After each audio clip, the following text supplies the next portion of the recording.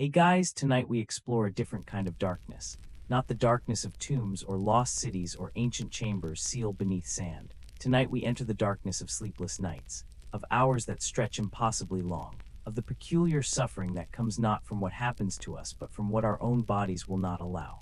We're going to spend time with a young president, with John F. Kennedy, with the man behind the image of vigor and youth and possibility, the man who could not sleep, who moved through nights that would not end while maintaining days that demanded endless energy. We'll follow him through the architecture of insomnia, through the rooms of the White House where he paced at 3 in the morning, through the medications that kept him alive but stole his rest, through the pain that had become so constant it was no longer even recognized as pain, just as the condition of existence, through the performance that consumed the performer until distinguishing between image and reality became impossible. So before you settle in, if you'd like, take a moment to like the video and subscribe, but only if you genuinely enjoy what I do here. And let me know in the comments where you're tuning in from and what time it is for you. There's something meaningful about exploring these wakeful hours together, each of us in our own darkness, finding connection in the shared experience of night. Now, dim the lights if they're still on, get comfortable, maybe adjust your pillow one last time. Let the soft sounds of evening settle around you, and let's ease into tonight's journey together. Into the gap between sleeping and waking, into the hours when darkness holds no rest. Pause. The story we're about to explore is not what you might expect, is not the story of assassination or Cold War or the Cuban Missile Crisis, though we will touch on these. This is not the story of Camelot or the space program or the civil rights movement. This is a more intimate story, a more human story. The story of what it costs to lead when your body is breaking, when sleep will not come, when pain becomes the constant companion, when performance becomes not just what you do but what you are, until there is nothing left except the image you maintain for public consumption. John F. Kennedy came to the presidency carrying the image of youth conquering age, of vigor replacing exhaustion, of a new generation taking the reins from the old.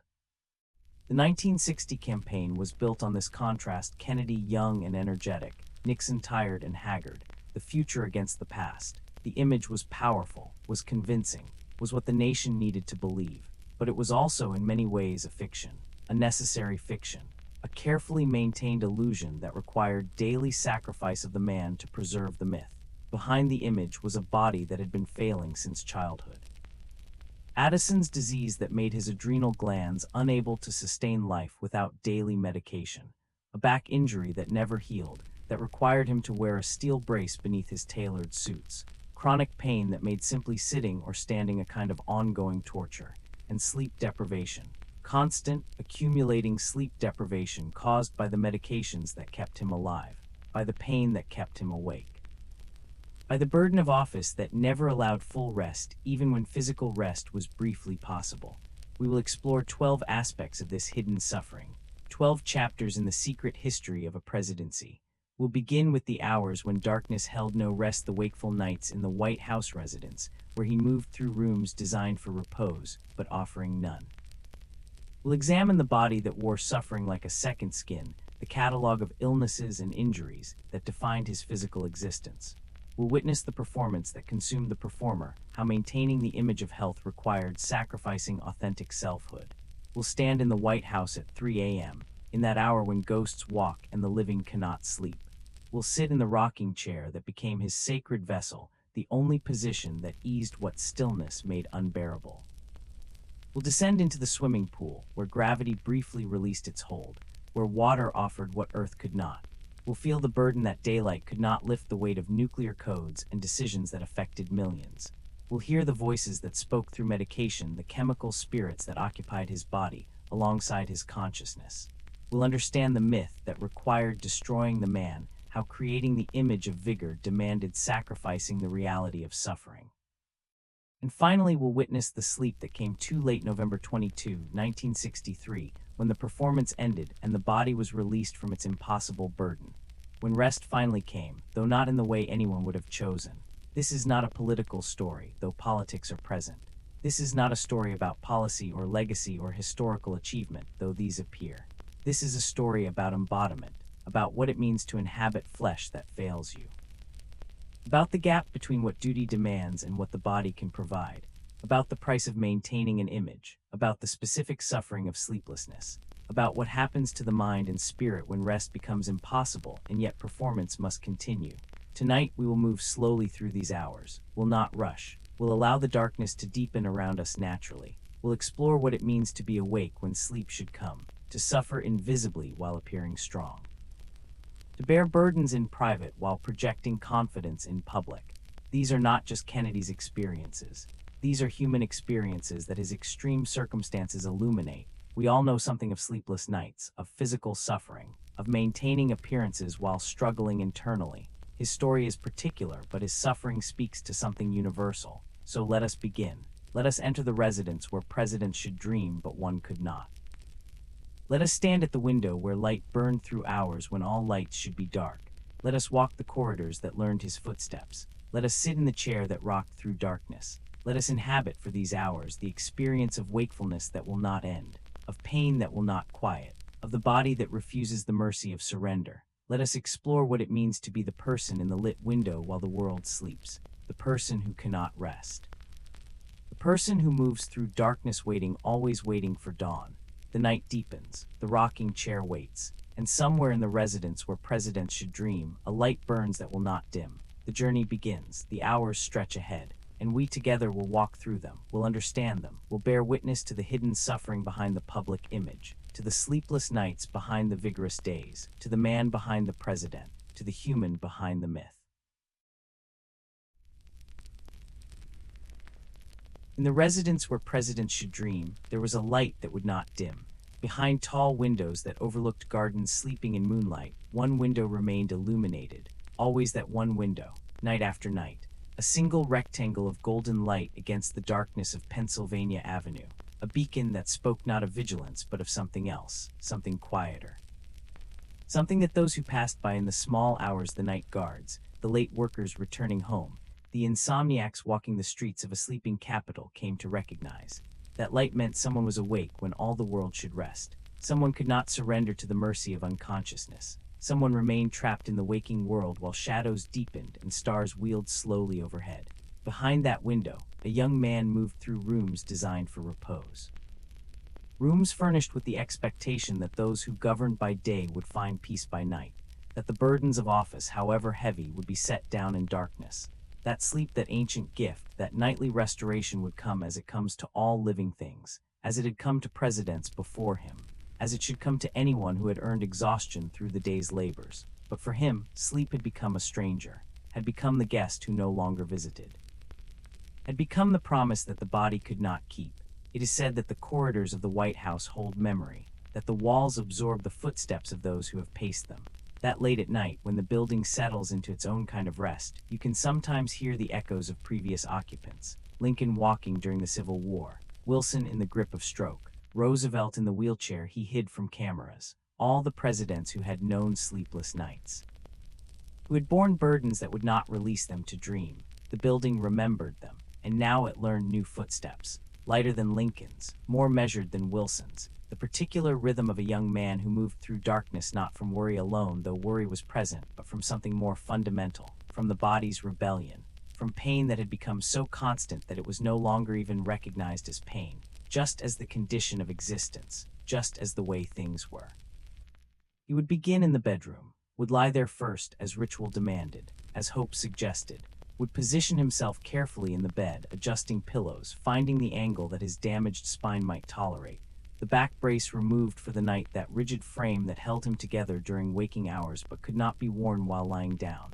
His body released to its natural state, its broken state, the vertebrae settling into their misalignment.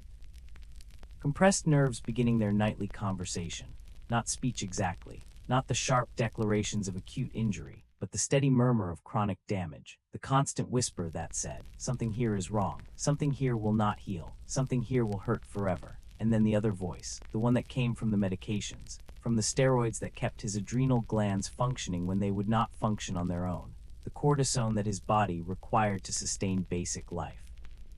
Without it, his blood pressure would fall, his systems would fail, he would weaken and eventually die. So cortisone daily, multiple times daily, the artificial hormone that replaced what nature would not provide. But cortisone brought its own demands, its own costs, among them wakefulness. Among them, the inability to slip into sleep's embrace, the mind that raced when it should quiet, the body that remained alert when it should soften toward unconsciousness, the eyes that would not close. The consciousness that would not dim. He would lie there for an hour sometimes, perhaps longer, waiting, hoping, believing that this night might be different, that this night's sleep might come as it was supposed to come. Gently, gradually, the slow fade from waking thought to dream, but it would not come. The pain would intensify with stillness. The medications would keep the mind sharp, and eventually he would accept what he already knew, that sleep was not possible yet, that the night would be long, that he would need to rise.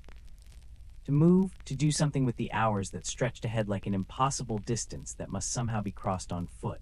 So he would rise, carefully, always carefully. The body no longer young despite the calendar's insistence otherwise, would wrap himself in robe and move from bedroom to study, from study to sitting room, from sitting room to the windows that looked out over gardens where stone paths wound through rose bushes sleeping their vegetable sleep, where fountains stood silent in darkness. Where the world rested while he could not. He would stand at those windows and look out into night, at the city beyond the gates, at Washington sleeping under its scattered stars, at the marble monuments catching moonlight, Jefferson, Lincoln, Washington himself, all the dead presidents who had finished their service, who had laid down their burdens, who rested now in eternal sleep while he could not rest for even one night. The rooms held their own silence, the particular quiet of a house at night. Not the silence of absence, but the silence of sleeping things. The building itself seemed to breathe around him, the old wood settling, the heating system making its small adjustments, the Secret Service stationed at their posts, present but distant, aware of his wakefulness but trained not to intrude. They heard him moving, noted in their logs the hours he spent pacing, documented the insomnia that had become as much a part of the presidential routine as morning briefings and afternoon appointments. But they did not speak of it, did not ask, were simply there, witnesses to the suffering that could not be acknowledged during daylight, that could only exist in these hours when performance was not required, when the mask could slip, when the young president could be simply a man who hurt, who could not sleep, who moved through darkness waiting for dawn. Some nights he would try to read, would select books from the shelves that lined the study, biographies of previous presidents, histories of wars and crises. Poetry occasionally, the verses that spoke to something beyond policy and strategy, that addressed the human condition in its completeness. He would sit in pools of lamplight and let words occupy the mind that would not rest, would track sentences across pages while consciousness continued its unwelcome vigil. But concentration was difficult. The medications that kept him alert also scattered his thoughts. The pain created a kind of static that interfered with attention.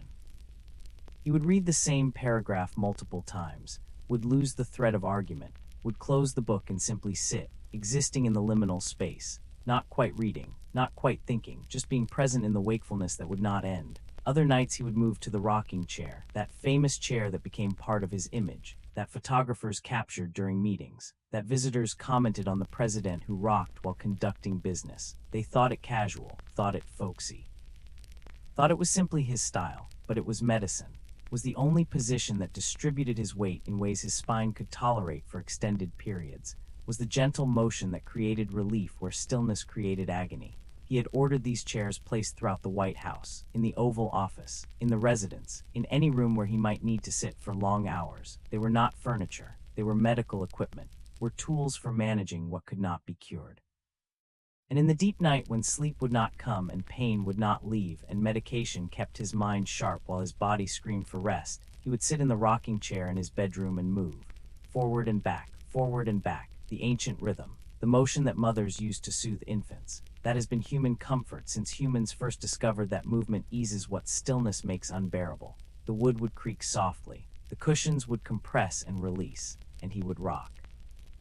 Not reading now, not trying to occupy his mind, just rocking, just moving through darkness in the chair that offered what sleep could not. The gentle motion that was not rest but was something, was better than lying still, was action when action was impossible, was ritual when ritual was all that remained. What becomes of the mind that cannot rest? This was the question that haunted those hours, the question that had no answer but presented itself repeatedly. What happens to consciousness that must remain vigilant through cycles that should bring restoration?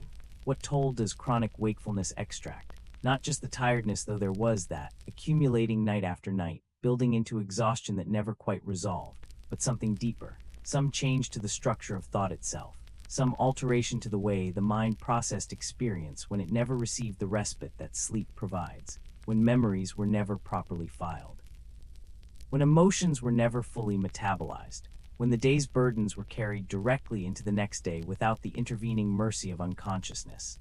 He felt it sometimes, felt that he was becoming something other than he had been, that the chronic sleeplessness was changing him in ways he could not name, making him more present perhaps, more aware, consciousness sharpened by its inability to rest into something almost painful in its clarity, or making him less present, less capable of full engagement because some part of attention was always monitoring the body, always tracking the pain, always aware of the exhaustion that could not be addressed. He did not know which, did not know if the change was real or if it was simply the exhaustion making him imagine transformation where there was only deterioration.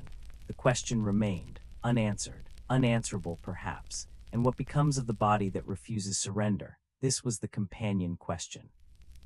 The body that would not release into sleep's restoration, that remained tense even in supposed rest, that never fully let go, never fully trusted, never fully released its vigilant guard, the muscles that would not soften, the nerves that would not quiet, the systems that continued their heightened alert long past the point where alert was necessary or useful. What price did that body pay? What reserves were being depleted? What restoration was being denied? The body requires sleep.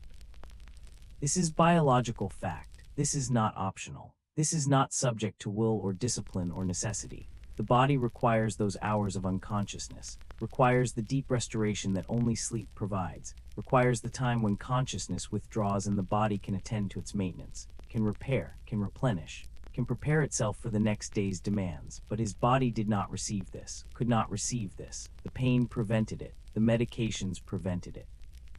The chronic illness prevented it, and so the body continued functioning because it had no choice, because duty demanded, because the office required. But at what cost? What was being sacrificed to maintain the performance? What was being slowly consumed to fuel the days when nights brought no restoration? The light burned, hour after hour, while stars wheeled overhead in their ancient patterns, while the city slept its human sleep. While the nation rested, trusting that its young president stood watch, not knowing that the watch was not chosen, was not noble vigilance but suffering, was not strength but its absence. The light burned because sleep would not come, because the body could not rest, because one man moved through rooms designed for repose and found there only the confirmation that something fundamental was broken. That the rhythm that governs all living things, the cycle of waking and sleeping, of activity and restoration, of day and night had been interrupted, had been damaged perhaps beyond repair.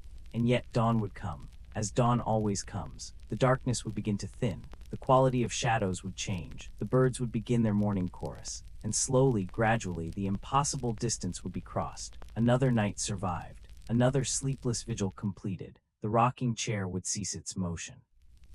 Books would be closed, the windows would release him from their view of sleeping gardens, and he would prepare himself, would take his medications, would put on the back brace, would begin the transformation from suffering man to vigorous president, would step into daylight ready to perform energy he did not possess, ready to project the image of youth and health and vitality that the nation needed to believe. But for now, in this hour before dawn, he remained in the chair, rocking gently, moving through darkness. The light still burning in the window, the question still present, the body still refusing the mercy of sleep. Somewhere between waking and the rest that will not come, the president waits for the light that will allow him to stop pretending to sleep and begin pretending to be rested, waits for the moment when performance can resume, when the night's truth can be hidden again behind the day's necessary fiction. The chair rocks, the light burns. And in the space between, a man who cannot sleep continues his vigil, patient, exhausted, enduring, until morning comes and makes the night once again invisible. Before the presidency, before the image was carefully crafted, before photographers learned which angles made him appear strongest, before the myth of vigor was born, there was a boy, a child whose body would not cooperate with what his spirit demanded, who learned painfully early that flesh could betray ambition, that the will to act was not always sufficient to compel the body to follow, that suffering could become so familiar it was almost a companion, almost a defining characteristic, almost part of identity itself. It is said that illness teaches, that physical suffering creates a kind of knowledge that health can never access, that those who spend their childhoods in bed while siblings run and play develop a particular understanding of limitation, of vulnerability, of the gap between what one wishes to do and what the body permits. Young Jack Kennedy knew this teaching intimately, knew it in ways that shaped everything that followed, every ambition, every drive.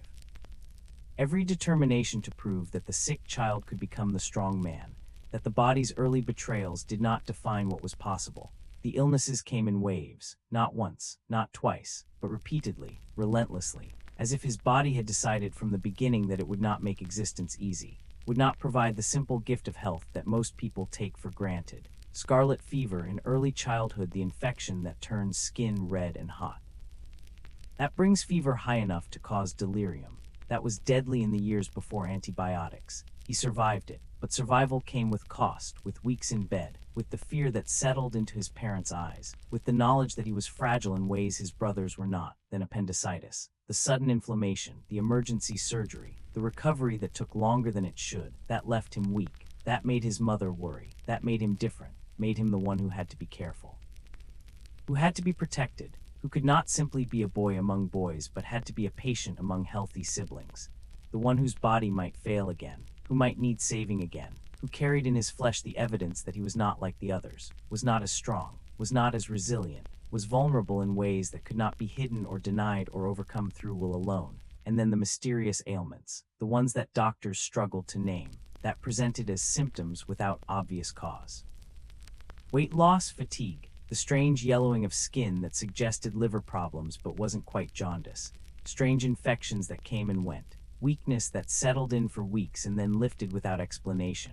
His medical file grew thick with observations and speculations and treatments that worked partially or temporarily or not at all. Something was wrong, fundamentally wrong, but what, the doctors didn't know, could only treat symptoms. Could only watch and wait and hope that whatever was happening would resolve itself or at least stabilize into something manageable. It took years for the diagnosis. Years of tests and consultations and the slow process of elimination that medical practice requires when facing complex chronic illness. But eventually the truth emerged. The truth that his family would later deny. That would be concealed throughout his political rise. That would be revealed only after his death when medical records could finally speak. Addison's disease, the failure of the adrenal glands, the small organs that sit atop the kidneys and produce hormones essential to life. Cortisol, aldosterone, the substances that regulate blood pressure, that help the body respond to stress, that maintain the basic functions required for survival. In Addison's disease, these glands fail. Slowly or suddenly, they cease producing what the body requires. Without treatment, the disease is fatal. The blood pressure drops. The body loses its ability to maintain equilibrium. Salt levels fall, sugar levels drop. The person weakens, collapses, dies. This is not speculation. This is not exaggeration. This is medical fact. Addison's disease untreated kills. The body cannot sustain itself, cannot maintain the basic chemistry of existence, cannot continue living without intervention. But treatment existed, had existed since the 1930s. Cortisone, hydrocortisone, synthetic versions of the hormones the adrenal glands should produce but could not. These could be taken daily, could be injected, could provide what nature would no longer give, could keep someone with Addison's alive, could allow them to function, could permit a relatively normal life, but relatively normal came with qualifications, with asterisks, with costs that were significant even if they were preferable to death.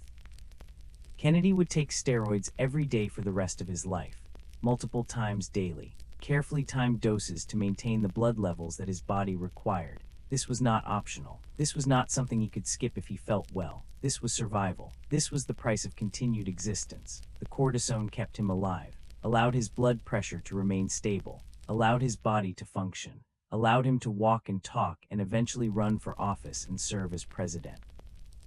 Without it, he would have died, probably in his 20s or early 30s. Probably during a period of stress when his failing glands could not produce the surge of hormones that stress demands. The medication was life itself, was the chemical intervention that stood between him and death. But the medication brought its own burdens, its own complications, its own betrayals of the body it was meant to save. Cortisone affects everything, changes everything. Because the hormones it replaces are involved in so many bodily processes, the drug can cause weight gain, the moon face, the redistribution of fat that marks long-term steroid use. It can thin the bones, can raise blood sugar, can suppress the immune system, can affect mood and mental state, can create anxiety, can create depression, can create the racing thoughts and mental restlessness that make stillness difficult, and it disturbs sleep. This is documented. This is known. This is one of the common side effects that patients taking steroids report. The medication that keeps you alive also keeps you awake, creates the particular torture of being exhausted but unable to rest, of lying in bed with a body that demands sleep and a mind that will not allow it, of consciousness that continues bright and alert through hours when it should dim. The cortisone was necessary, was life-sustaining, was non-negotiable, but it extracted payment in the form of sleepless nights. In the form of hours spent wakeful when rest should come. In the form of accumulated exhaustion that could never be fully addressed because the medication that created the exhaustion was also the medication that prevented death. And then there was the back, the injury that would define his adult life more than any other physical ailment, the pain that was with him constantly, that shaped how he moved, how he sat, how he stood, how he slept or tried to sleep. The exact origin of the injury was unclear. Some said it was football, the rough play of young men testing themselves. Others said it was war, the PT-109 incident when his boat was rammed by a Japanese destroyer, when he was thrown violently, when his body was subjected to forces it was not designed to withstand. Others suggested it was simply genetics, a spine that was structurally weak, that could not bear the weight it was asked to carry, that would have failed eventually regardless of specific injury. The cause mattered less than the consequence. What mattered was the pain, the chronic, unrelenting pain that never fully went away, that sometimes lessened but never disappeared, that was always present, even if sometimes it receded to background awareness rather than demanding full attention. The vertebrae were damaged, the discs compressed, the nerves that ran through the spinal column were affected, and so pain, constant pain, the kind that makes every movement a calculation. That makes you aware of your body in ways that health does not require. That transforms the simple act of standing or sitting or lying down into something that must be considered, must be managed, must be carefully negotiated with a body that will not cooperate. He tried surgery, not once but twice. The first surgery was supposed to fix it, was supposed to repair what was damaged, was supposed to end the pain or at least reduce it to manageable levels. But surgery on the spine is complicated, is dangerous, is not always successful. The first surgery failed, made things worse perhaps, left him with infection, left him so weak that last rites were administered, left him believing for a time that he might die, that the attempt to fix his body would instead kill him. He survived, but the pain continued, persisted, remained his constant companion. The second surgery was more successful, or less catastrophic. It did not cure him. It did not eliminate the pain, but it made the pain more manageable, made it possible to function with the help of the back brace, the steel frame that would wrap his torso, that would hold his spine rigid, that would become the invisible architecture that allowed him to appear healthy, to stand straight, to walk without limping, to sit through long meetings, to project the vigor that his actual body could not naturally provide. But the brace was uncomfortable, was restrictive, made certain movements impossible, made sitting in some positions difficult, made lying down problematic because it could not be worn while sleeping. And so every night the same choice, wear the brace and be unable to rest, or remove it and allow the pain that the brace suppressed to return in full force. Either way, sleep was difficult. Either way, the body that should rest could not. Either way, the night became something to be endured rather than embraced. Whispers tell us that the young Kennedy was acutely aware of the gap between his body and his ambitions, that he understood from childhood that his flesh would not automatically cooperate with his will, that he would have to force it, would have to drive it beyond its natural capacity, would have to perform health he did not possess. This awareness shaped everything, shaped his determination, shaped his refusal to be limited by physical weakness, shaped his need to prove that the sick child could become the powerful man, that the body's betrayals could be overcome through will and medication, and the sheer determination to not let suffering define possibility. But awareness of the gap does not close it. Understanding that your body betrays you does not make the betrayal less real. Knowing that pain is constant does not make the pain less painful. The flesh remained what it was: damaged, failing, requiring constant chemical intervention to maintain basic function.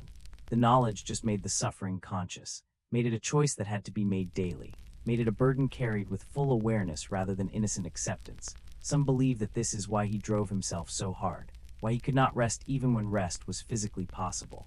Why the idea of stopping, of slowing down, of acknowledging limitation felt like surrender. Because he had been fighting his body since childhood, had been refusing to let it define what was possible, had been pushing past what flesh wanted in order to achieve what spirit demanded. The pattern was established early. The body says no and you say yes anyway. The body demands rest and you force it to continue. The body signals pain and you ignore it or suppress it or medicate it and continue doing what needs to be done. This creates a particular relationship with embodiment. A relationship of combat rather than cooperation, of forcing rather than listening, of seeing the body not as temple or home but as obstacle, as the thing that must be overcome, as the limitation that must be transcended. In some philosophies this is celebrated, the triumph of will over matter, the spirit proving itself stronger than flesh, but there is cost. The body remembers, the body keeps score, the body extracts payment for being ignored, for being driven beyond capacity, for being forced to perform what it cannot naturally provide. The body that betrayed the image, or perhaps more accurately, the image that betrayed the body, would exact its toll, would demand payment for the years of being forced, the years of medication and surgery and brace and performance, the years of pretending to be stronger than it was, the years of giving what it did not have to give. The body would take its payment in sleepless nights, in accumulated exhaustion, in pain that grew worse over time rather than better, in the slow wearing down of systems pushed too hard for too long, in the ultimate betrayal, the moment when the back brace that held him upright also held him in the path of the bullet, when the device that allowed the performance prevented survival. But that moment was still ahead, still unknown, still waiting in the future that could not be foreseen. For now, the boy who had been sick became the man who appeared healthy. The body that failed repeatedly was forced to perform vigor. The flesh that wanted to rest was compelled to continue. The patient became the president. The sufferer became the symbol of vitality. And somewhere in that transformation, the truth of the body was sealed away, was hidden, was made invisible so the image could shine. The body that betrayed the image endured in silence, in pain, in the private suffering that public duty demanded remained secret. The boy who was sick learned to pretend otherwise. And the pretense became so convincing that even now, decades later, the image of vigor persists while the reality of suffering is footnote, is afterthought, is the truth that the myth required remain hidden. The body knew, always knew, but the image prevailed, and the gap between them, between what was and what appeared, became the space where suffering lived, invisible, constant, enduring. There was an image born in campaign speeches and newsreels, born in carefully staged photographs and televised debates, born in the contrast drawn deliberately between youth and age, between the future and the past, between vigor and exhaustion. The image was of a young man radiating health, playing touch football on the lawn of the family compound, sailing boats through summer waters off Cape Cod, running up stairs 2 at a time, projecting the energy of a generation that would not be limited by the caution of their elders, that would confront challenges with confidence, that would lead not from weariness but from strength. The image was powerful, was compelling, was what the nation needed to see, needed to believe, needed to embrace as it moved into the uncertain decade ahead. But images are not born spontaneously, are not simple reflections of truth. Images are constructed, are crafted, are built through careful attention to detail and relentless maintenance, through the control of what is shown and what is hidden, through the gap between what is and what appears. And the image of John Kennedy's vigor, that central pillar of his political identity, that foundational claim that separated him from the generation he sought to replace, required constant, exhausting, unrelenting maintenance. Required that the person behind the image disappear into the role so completely that distinguishing between performer and performance became impossible. Required sacrifice. Required the slow dissolution of authentic selfhood into public necessity. The performance began each morning, began before the day officially started, began in the private moments that should have been his own, but were already given over to the ritual of transformation. The ritual that would turn the man who had not slept into the president who appeared rested, the man whose body screamed into the leader who projected strength, the sufferer into the symbol. It is said that this transformation was as precise as any religious ceremony, as carefully choreographed as any sacred rite, that it followed the same pattern each morning, the same sequence, the same steps that must be completed in order, that could not be skipped or abbreviated without consequence.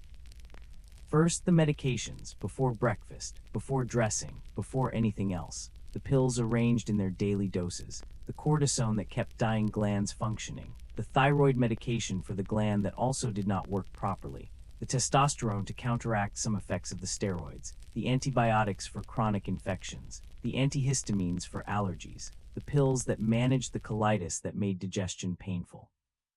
The careful swallowing of chemicals that would allow the next 16 hours to happen, that would provide the foundation upon which all other interventions would build. The medications were not optional, were not things that could be forgotten or skipped, were the essential first act, the opening invocation, the beginning of the spell that would transform suffering into strength, then the injections, the cortisone that had to be given directly when pills were not sufficient. The procaine injections into the back muscles, the numbing agent that would quiet the screaming nerves, that would allow standing without visible pain, that would permit sitting through long meetings without grimacing, the needle entering flesh, the brief sharp pain of injection that purchased hours of reduced chronic pain, the chemical dampening of signals that the body kept sending, the artificial silencing of what the body kept trying to say. The injections were intimate, required someone else to administer them.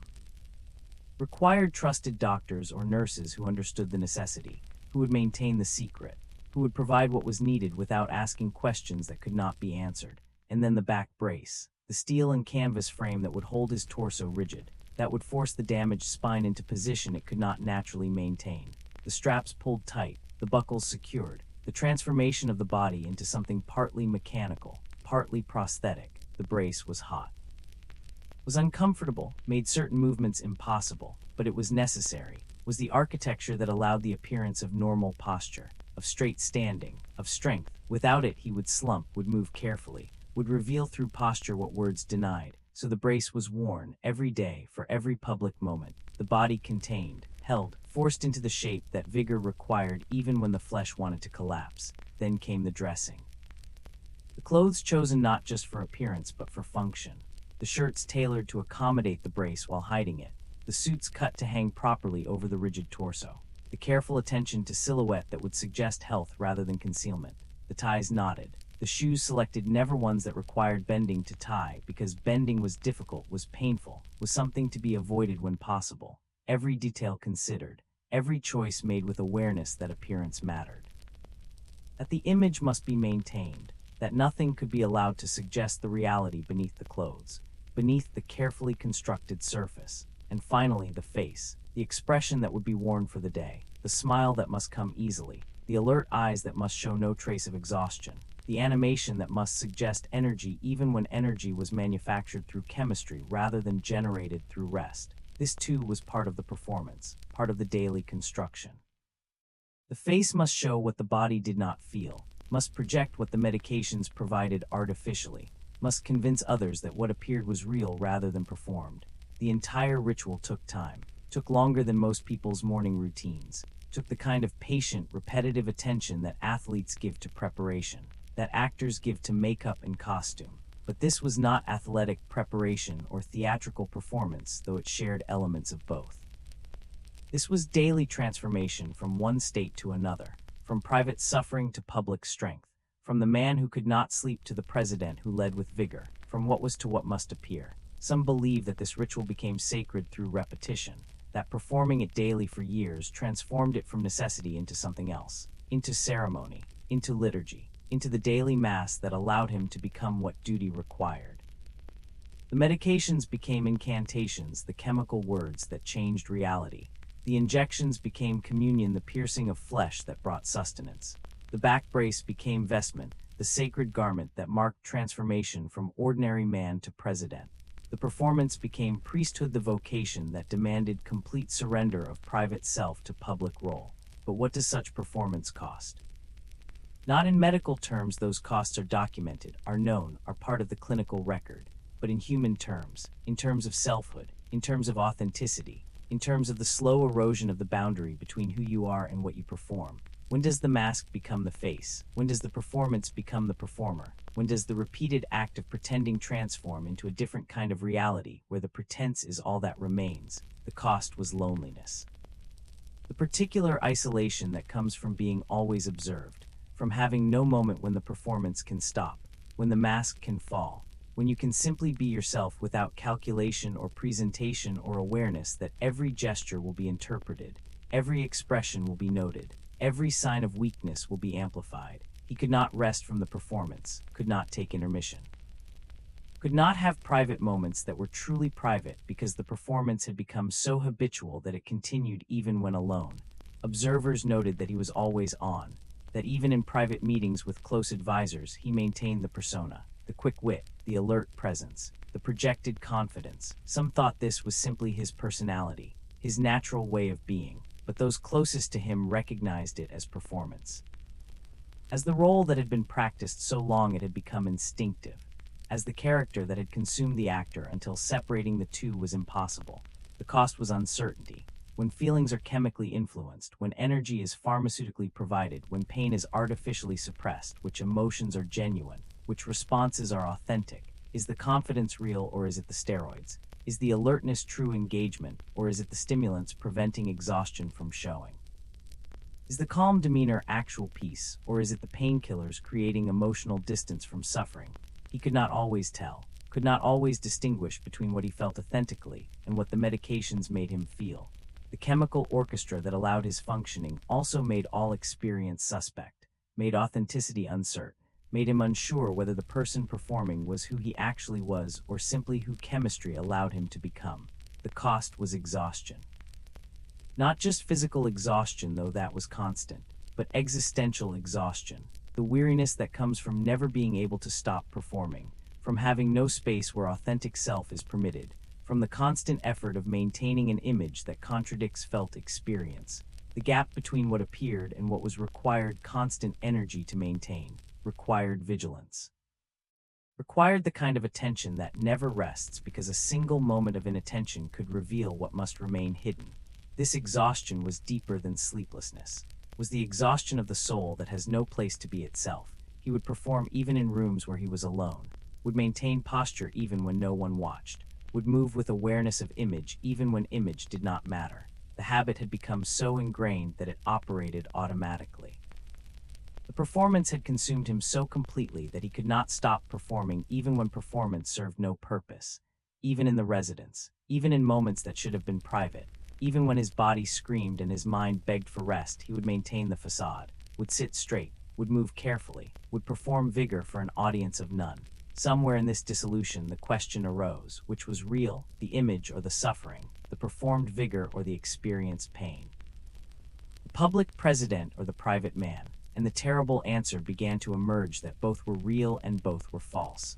That the performance had become so complete that it was no longer merely performance. That the image had been inhabited so thoroughly that it had become a kind of truth. That the person he presented to the world was not simply alive, but was another version of self equally valid, equally authentic, equally him.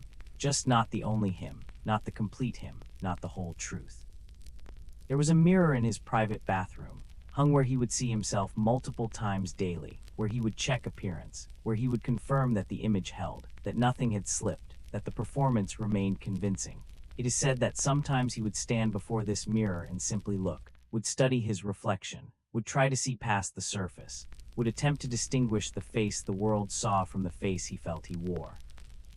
Would search for the boundary between performed self and authentic self, between who he appeared to be and who he actually was. The mirror showed a young president, showed a face that millions knew, showed the carefully groomed hair, the tanned skin, the alert eyes, the slight smile that photographs captured. The image was there, was real, was reflected faithfully by the glass. But was it him? Was the man in the mirror the same as the man looking?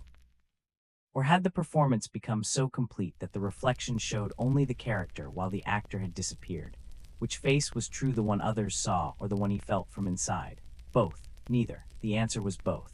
The reflection was true, he was the president, was the leader, was the symbol of vigor and youth and possibility. The performance was real in the sense that he had made it real, had brought it into being through will and chemistry and relentless maintenance. But the suffering was also true. The pain was real, the sleeplessness was actual, the medications were necessary, the body beneath the image was damaged, the man behind the president was barely holding together. Both truths existed simultaneously, both were him, both were authentic experiences of the same consciousness inhabiting the same flesh. The performance that consumed the performer left something that was neither fully performance nor fully performer, left a hybrid existence where the boundary had been erased. where the image and the man had merged into something singular, something that could not be separated back into component parts.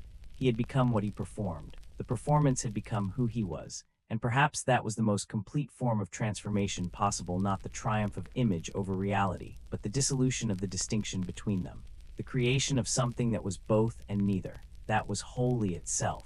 That was the president who suffers. The performer was that performance, the man was the myth. The mirror held no answers, offered no clarity, just showed a face, just reflected light, just returned the image that was given to it, and the man looking into it would turn away eventually, would complete the morning ritual, would step into the day, would begin again the performance that had no ending. That continued until something finally stopped it, until the body could no longer be forced, until chemistry could no longer compensate, until the image could no longer be maintained because the flesh beneath it finally, absolutely, permanently failed. But that moment was ahead, for now the performance continued, the image held, and somewhere in the gap between mirror and man, between performed and real, between vigor and suffering, John Kennedy existed, complete, contradictory, both true and false, both strong and broken, both exactly what he appeared and nothing like it at all. The performance consumed the performer. And what remained was something new, something singular, something that could not exist except through that consumption. The president, the image, the man, all three, none alone, forever inseparable, forever performing, forever real.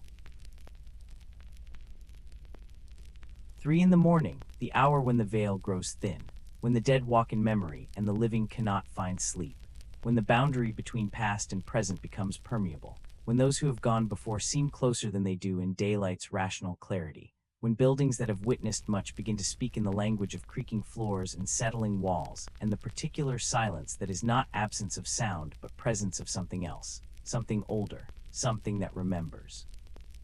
In the White House in this hour there is always someone awake. The Secret Service stand their posts. The night staff maintain their vigil. The building never truly sleeps, but most nights the residence itself is dark.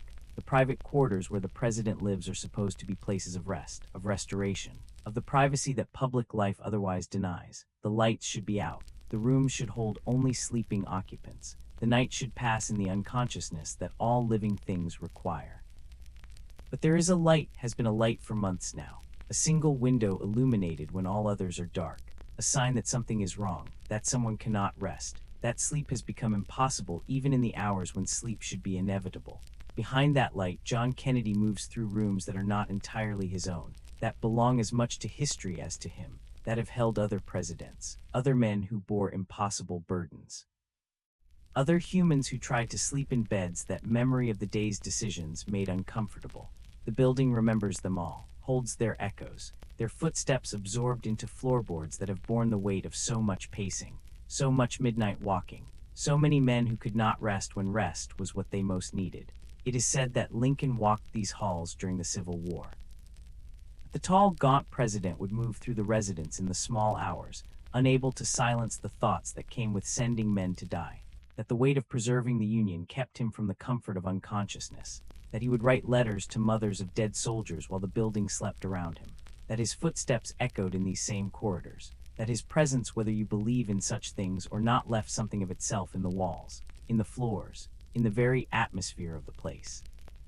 The building absorbed his suffering, made it part of its substance, made his sleepless vigils part of its memory, and Wilson, after the stroke, after the blood vessel burst in his brain and left him partially paralyzed, partially aware, trapped in a body that would not obey, in a mind that sometimes functioned and sometimes did not. He spent his final months in the residence as a kind of ghost already, present but absent, aware but impaired. The presidency continued while he could barely move, barely speak, while his wife managed what he could not. The building held him then, held his suffering, held the particular horror of consciousness trapped in failing flesh, of knowing what you once were and seeing what you had become. The walls absorbed that too, made it part of the accumulated weight of suffering that the White House contains. And Roosevelt, who lived here for 12 years, who knew these rooms more intimately than any modern president, who navigated them in the wheelchair he hid from cameras, who moved through halls that had to accommodate his condition while maintaining the fiction that his paralysis did not exist, who performed strength from a seated position, who led a nation through depression and war while unable to stand without assistance. The building adapted to him, learned his needs, made space for the wheelchair that officially did not exist, made accommodations for the disability that could not be acknowledged. The walls remember the sound of wheels on floors. Remember the careful choreography required to maintain the image while managing the reality.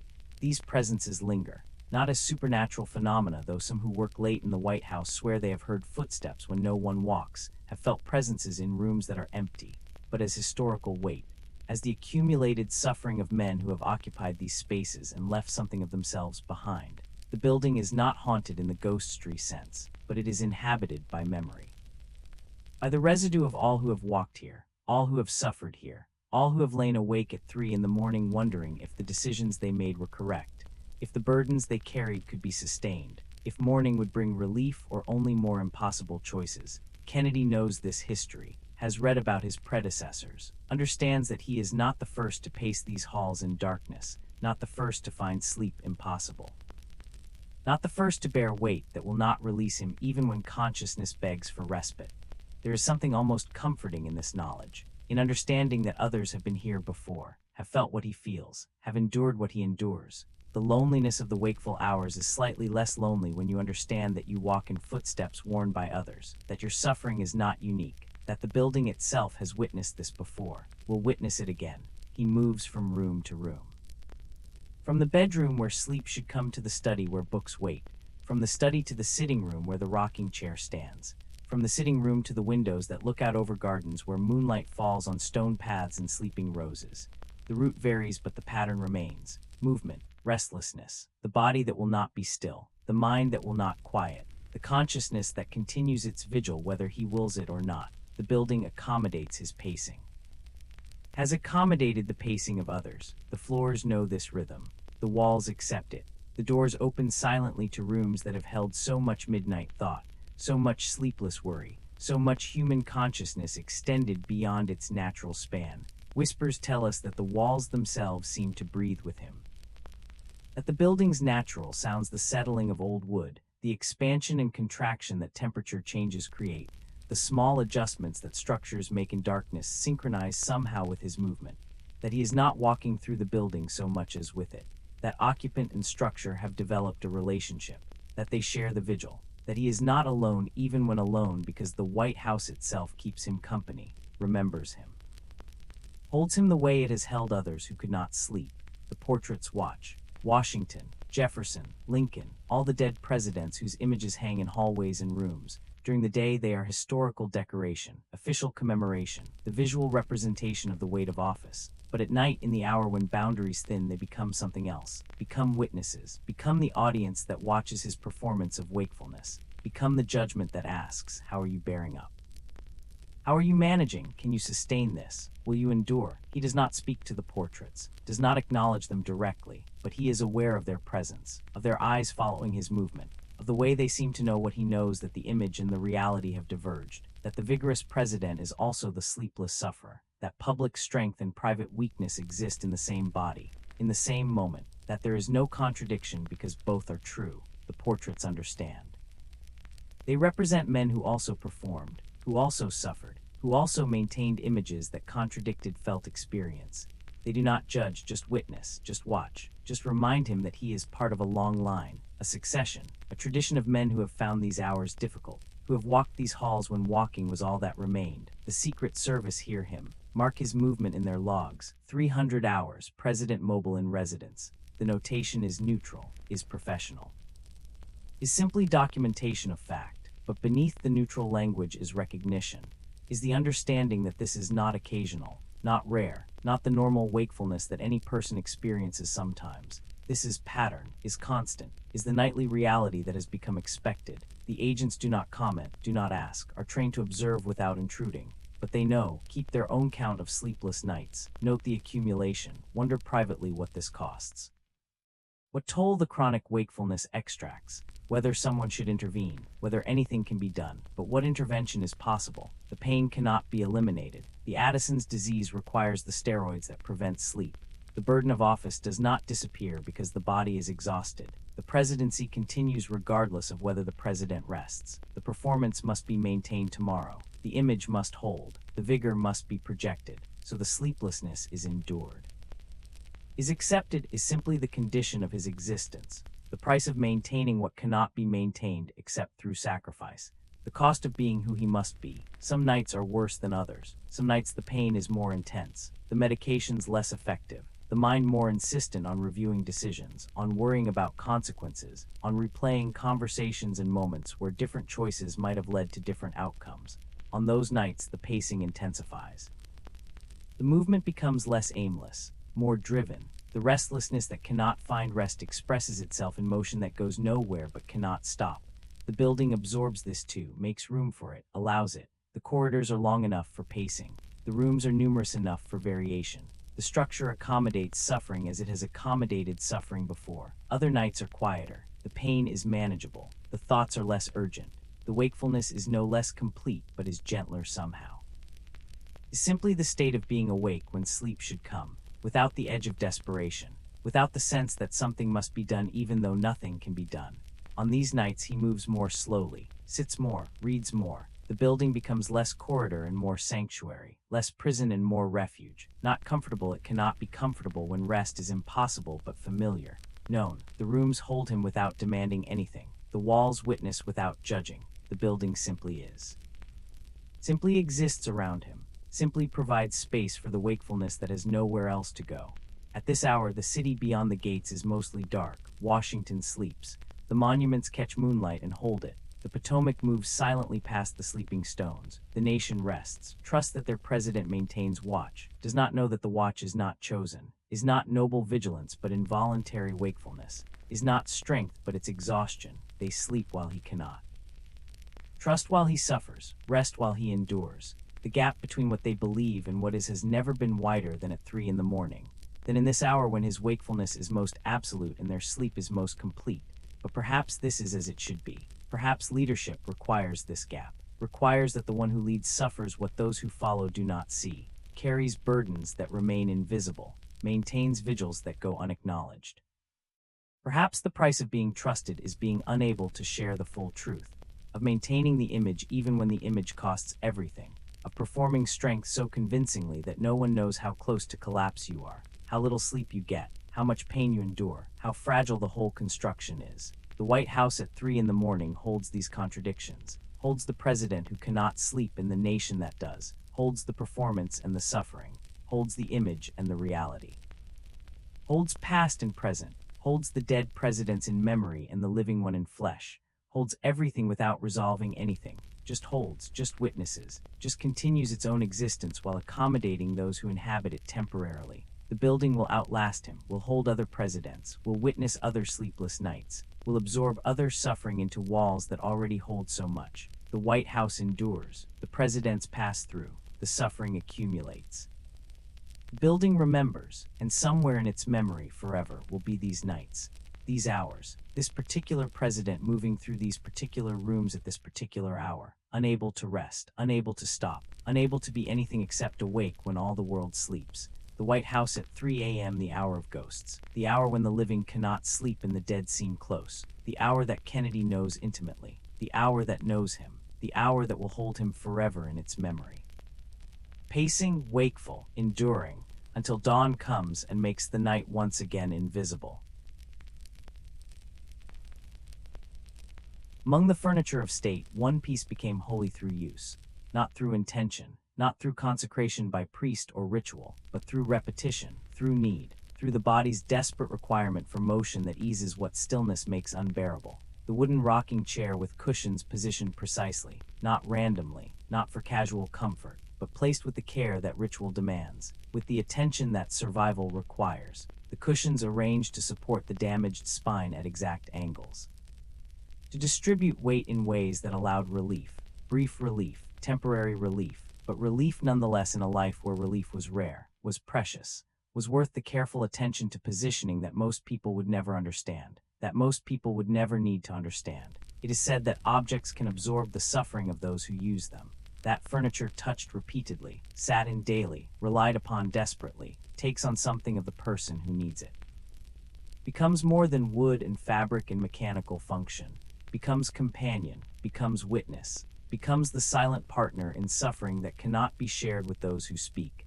The rocking chair became this for Kennedy, became more than furniture, became the physical manifestation of his condition, became the visible sign of invisible suffering. Became famous not for what it was, but for what it allowed him to do, to sit through meetings, to conduct business, to maintain the performance while his body received the only comfort it would accept.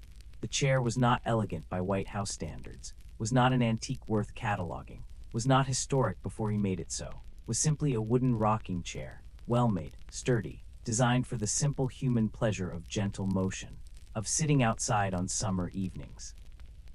Peaceful back and forth that has comforted humans since someone first discovered that rocking soothes, that movement eases, that the body sometimes needs motion more than it needs rest. The chair was ordinary, common, available in furniture stores across America, but in his hands, or rather beneath his body, it became extraordinary, became essential, became the difference between functioning and collapse. The public saw him rocking during meetings, photographers captured it, journalists remarked on it. Visitors to the Oval Office noted the president who rocked while discussing policy, who moved gently back and forth while making decisions, who seemed never quite still. They thought it casual, thought it was his style, thought it was part of the Kennedyan formality, the young president who broke with stuffy tradition, who made the presidency less rigid, who brought a relaxed confidence to an office that had been formal and distant. The rocking was seen as charm, as personality, as evidence of his ease with power.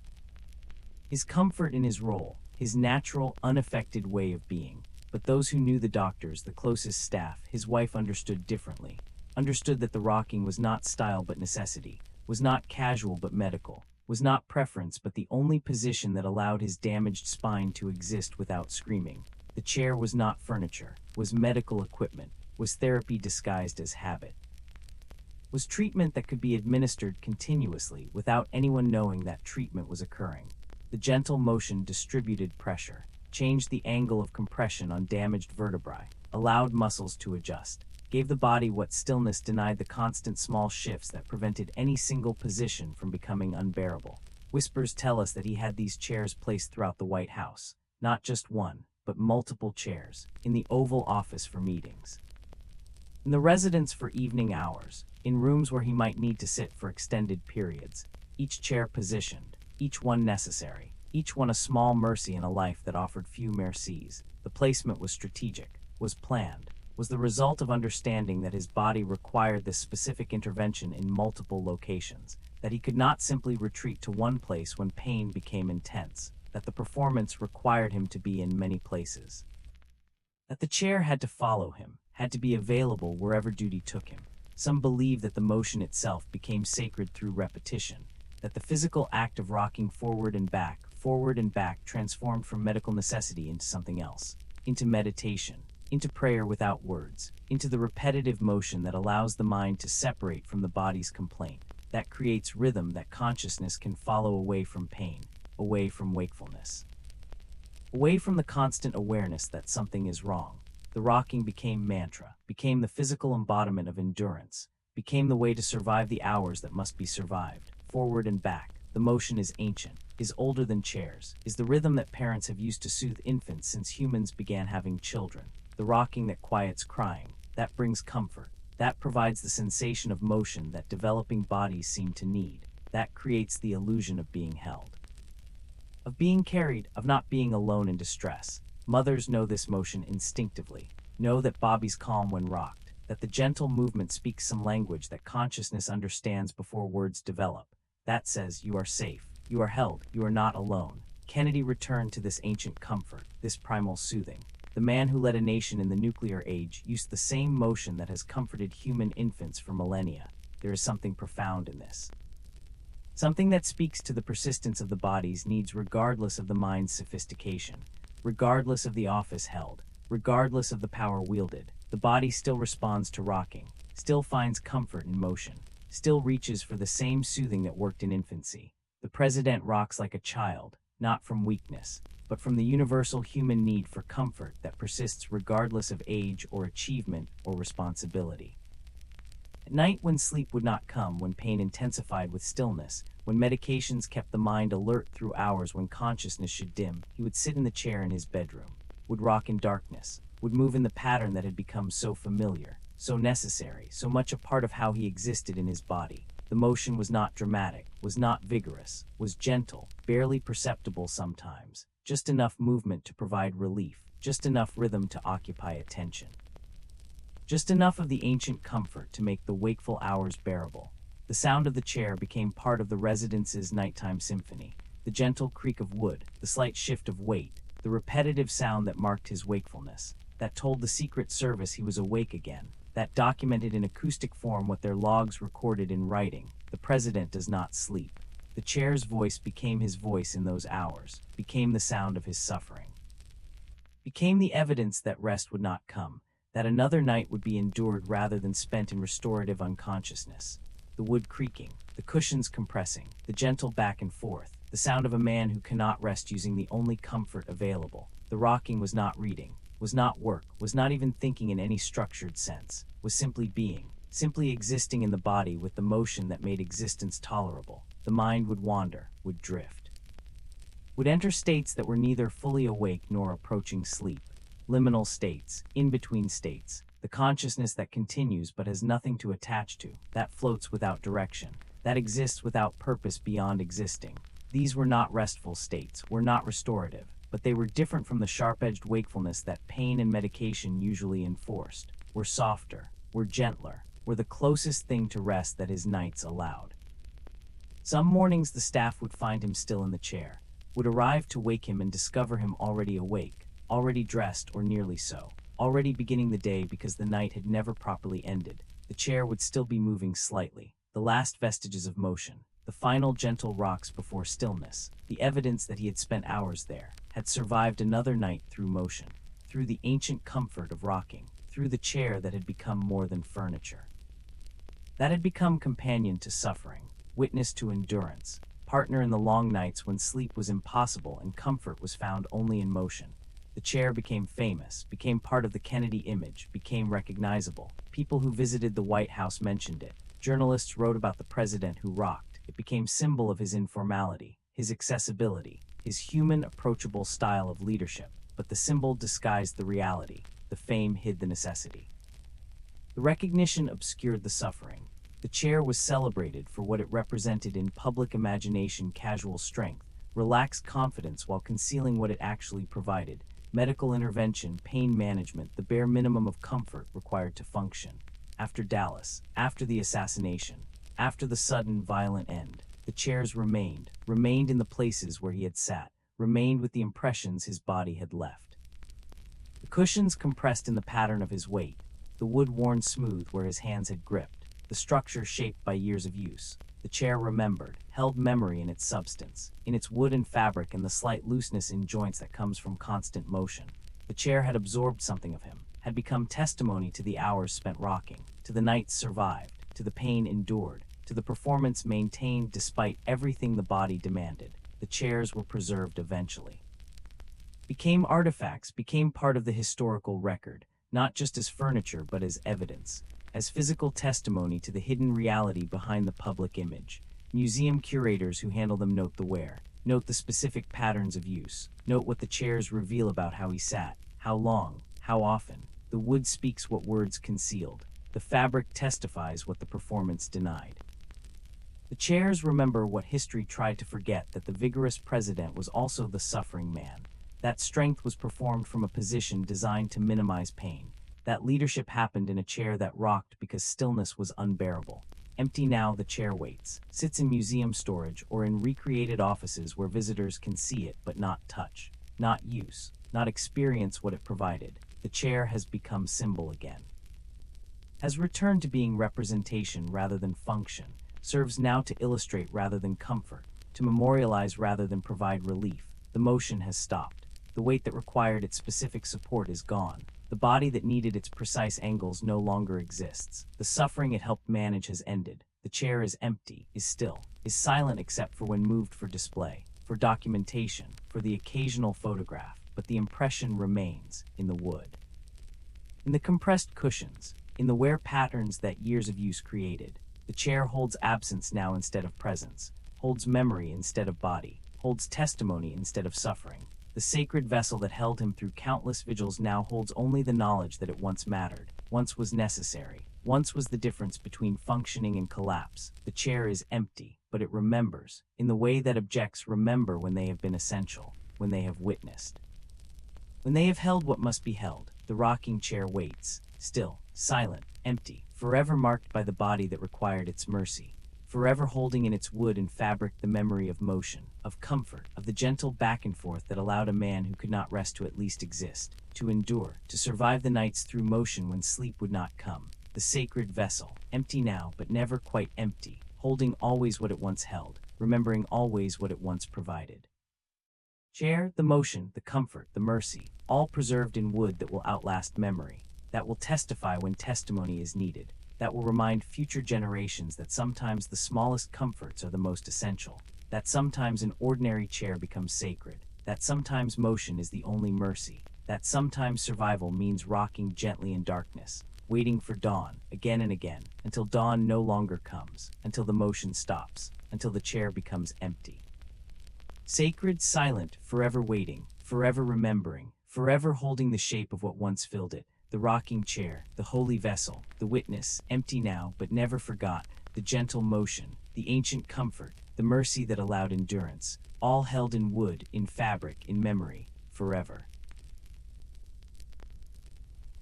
There was a place where his body could be weightless, where the damaged spine that bore impossible weight could expand, where the compressed vertebrae could separate, where the constant downward pull that made standing and sitting and even lying down a negotiation with pain could be temporarily suspended, where the laws that governed his suffering on land did not apply, where he could move without the brace, could turn without calculating the cost, could exist briefly as his body might have been free, fluid, unbroken.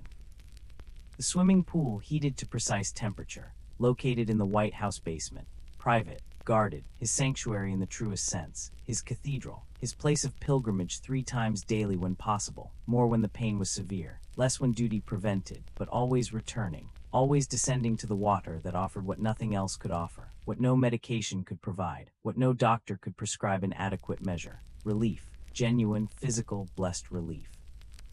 It is said that water is the first home, that before birth, before breath, before light and sound and the sharp edges of the world, we float in fluid darkness, safe, supported, held completely without effort or awareness of holding, that the body remembers this, carries some cellular memory of that suspended time when gravity did not pull, when weight meant nothing, when existence required no effort of maintenance, just floating, just being. Just the peaceful drift in warm darkness where all needs were met without asking.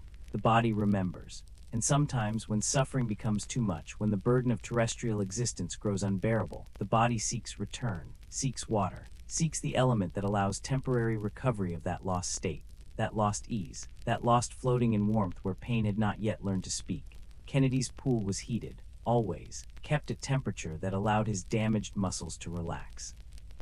That prevented the shock of cold that would cause contraction, that would undo what the water was meant to provide.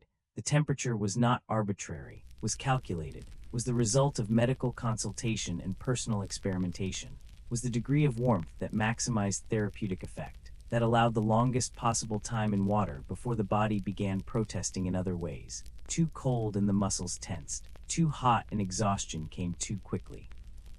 But at this precise temperature, carefully maintained, carefully monitored, the water became healing, became therapy, became the element that briefly transformed his relationship with his own flesh. The room itself was private, was accessed through corridors where the Secret Service stood, where entrance required permission, where the public never came, where even staff rarely ventured. The privacy was not vanity, was not desire for luxury, was medical necessity. Was the requirement that he be able to lower himself into water without the brace that he wore for all other waking hours, without the performance that public life demanded, without maintaining the image that every other moment required. Here in this room, with water and tile and the echoing acoustics that water creates, he could be simply a body that hurt, could acknowledge the damage, could remove the armor, could exist without pretense. The ritual of entering water was careful, was deliberate. It's not the casual dive or quick immersion that healthy bodies perform thoughtlessly. He would sit at the pool's edge first, would lower himself slowly, would use the ladder or the assistance of whoever accompanied him, usually the physical therapist, sometimes a trusted aide who understood the vulnerability this required. The back brace removed, the body released to its natural, damaged state. the spine free to curve as it wanted rather than as the steel frame demanded, and then the careful descent, one step. Then another, the water rising, first ankles, then knees, then the critical moment, the waist, where the torso's weight began transferring from legs to water, where buoyancy began its work, and then submersion, the shoulders under, the neck, the head just above surface or sometimes even that submerged, only the face breaking the plane between air and water, and the sensation described by those who watched him, by the therapists who worked with him, of visible relief, of transformation, of tension releasing. Of the body that was rigid on land becoming fluid in water, the muscles that held so tightly letting go, the compressed vertebrae beginning their expansion, the nerves that signaled constant alarm finding temporary quiet. The water held him, took the weight that his spine could not properly bear, distributed it evenly across the surface of his body, made weight meaningless, made his damage for these moments irrelevant. Some believe that the pool became more than medical intervention, became spiritual practice, became the closest thing to prayer that a man of public faith but private complexity could perform with sincerity. The entering of water is baptism, not the ceremonial baptism of church ritual, but the daily baptism of seeking renewal, seeking cleansing, seeking the death of one state and rebirth into another. On land, he was the president who suffered. In water, he was briefly just a body that could move, could flow, could exist without the constant conversation with pain that defined terrestrial existence. The transformation was real, was physical, was the miracle that water performs, allowing the body to remember what it might have been, what it could be, what it was briefly before gravity reclaimed it. He would swim, would move through water with a grace that walking never allowed. The backstroke mostly the motion that kept his damaged spine aligned, that prevented the twisting that would undo what the water provided.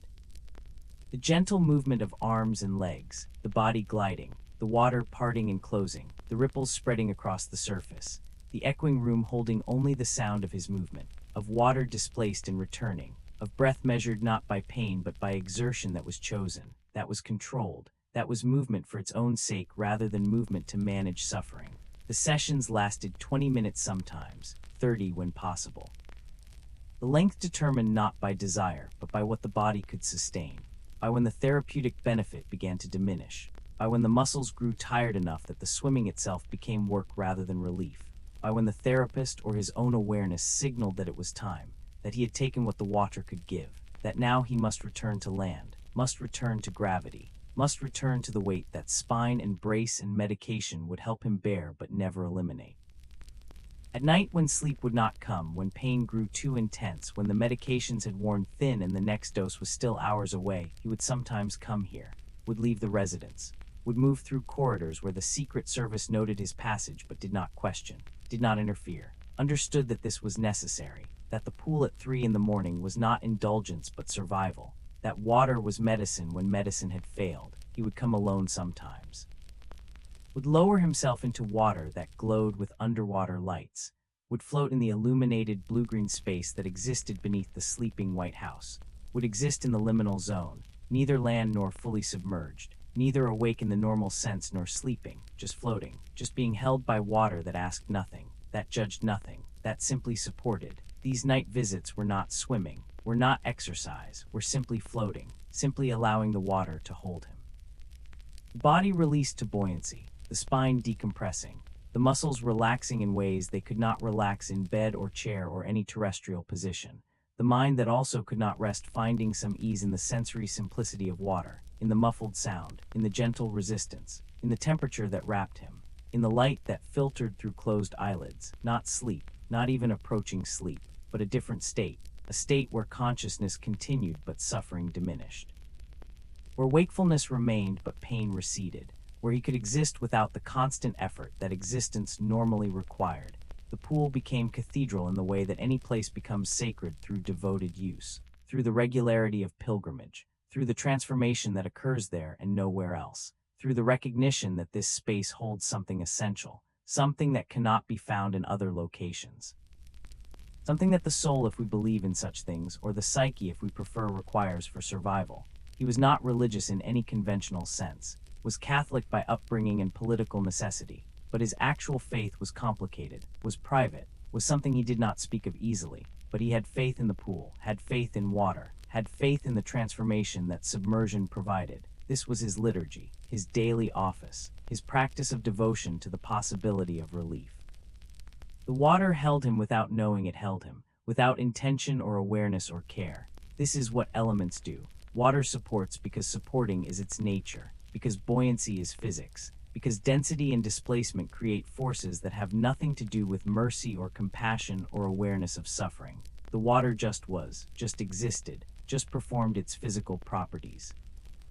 But for the body submerged in it, for the consciousness experiencing the relief, the water became more than H2O molecules, became grace, became the intervention that should not work but did, became the mercy that required no sentience to provide mercy. The water held him. That was enough. That was everything. Whispers tell us that sometimes he would cry in the pool. That the privacy in the water itself, which hides tears, which makes moisture on the face natural, allowed release of emotions that could never be shown on land. That the man who performed strength constantly could acknowledge weakness here, could allow the grief of suffering, could permit the tears that pain and exhaustion and the impossible burden of office created, but that he could never show. The water received them, made them invisible, made them permissible. The pool became confessional in this sense.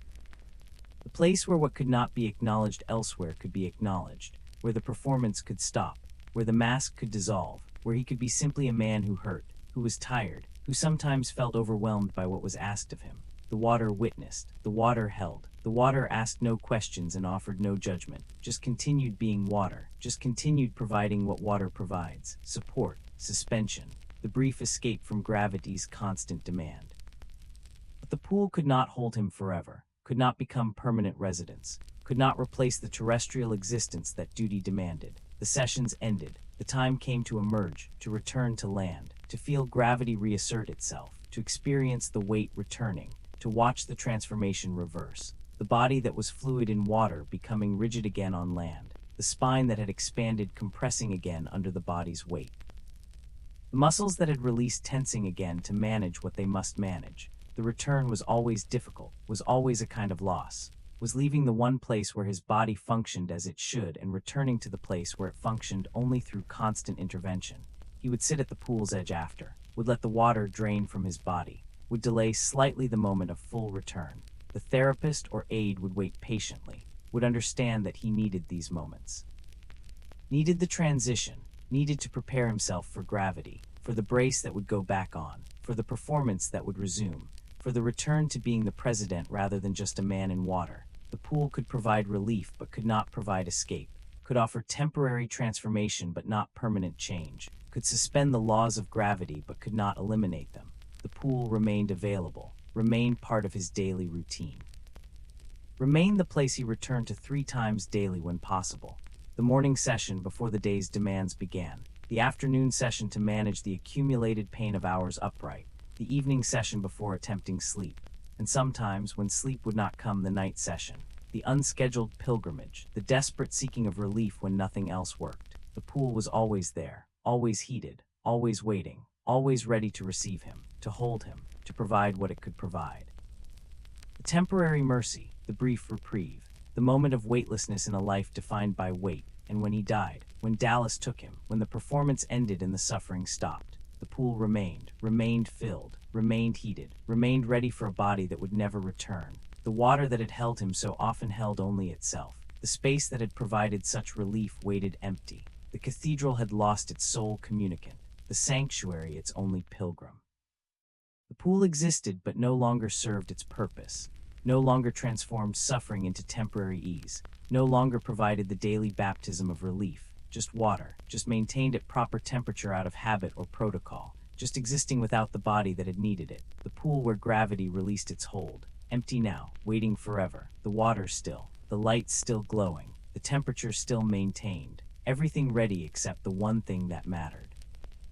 The body that required holding, the spine that needed support, the man who had found here his only reliable comfort, gone now, but the water remained, would continue being water, would continue offering what it offered, even to absence, even to memory, even to the empty space where his body had floated. The pool holds nothing now but the memory of holding, but the water remembers in its way, in the way that water remembers, by continuing to offer, continuing to support. Continuing to be what it is, ready always to hold, to suspend, to provide relief, The cathedral waits, the water holds vigil, and somewhere in its depths, in the way that sacred spaces hold what occurred there, the pool remembers. The body that found mercy here, the suffering that was briefly eased, the man who came seeking and found what he sought, the weightlessness, the release, the temporary grace, all preserved in water that continues flowing, continues waiting, continues offering its mercy to the empty air.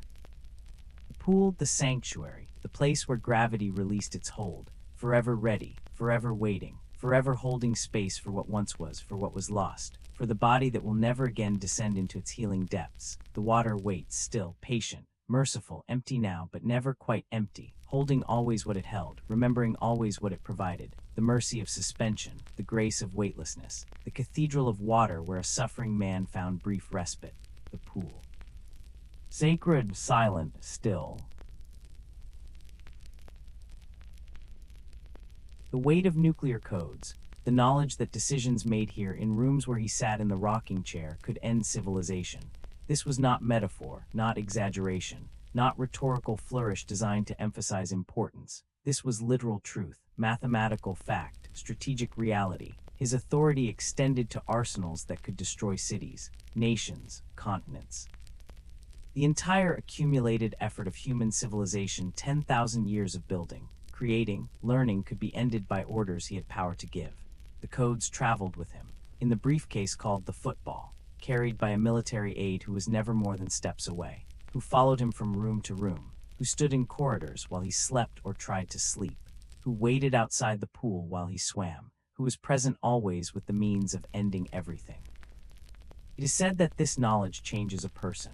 That understanding you possess such power that your decision alone could unleash forces that would kill millions immediately, and billions eventually creates a weight that consciousness carries differently than other burdens.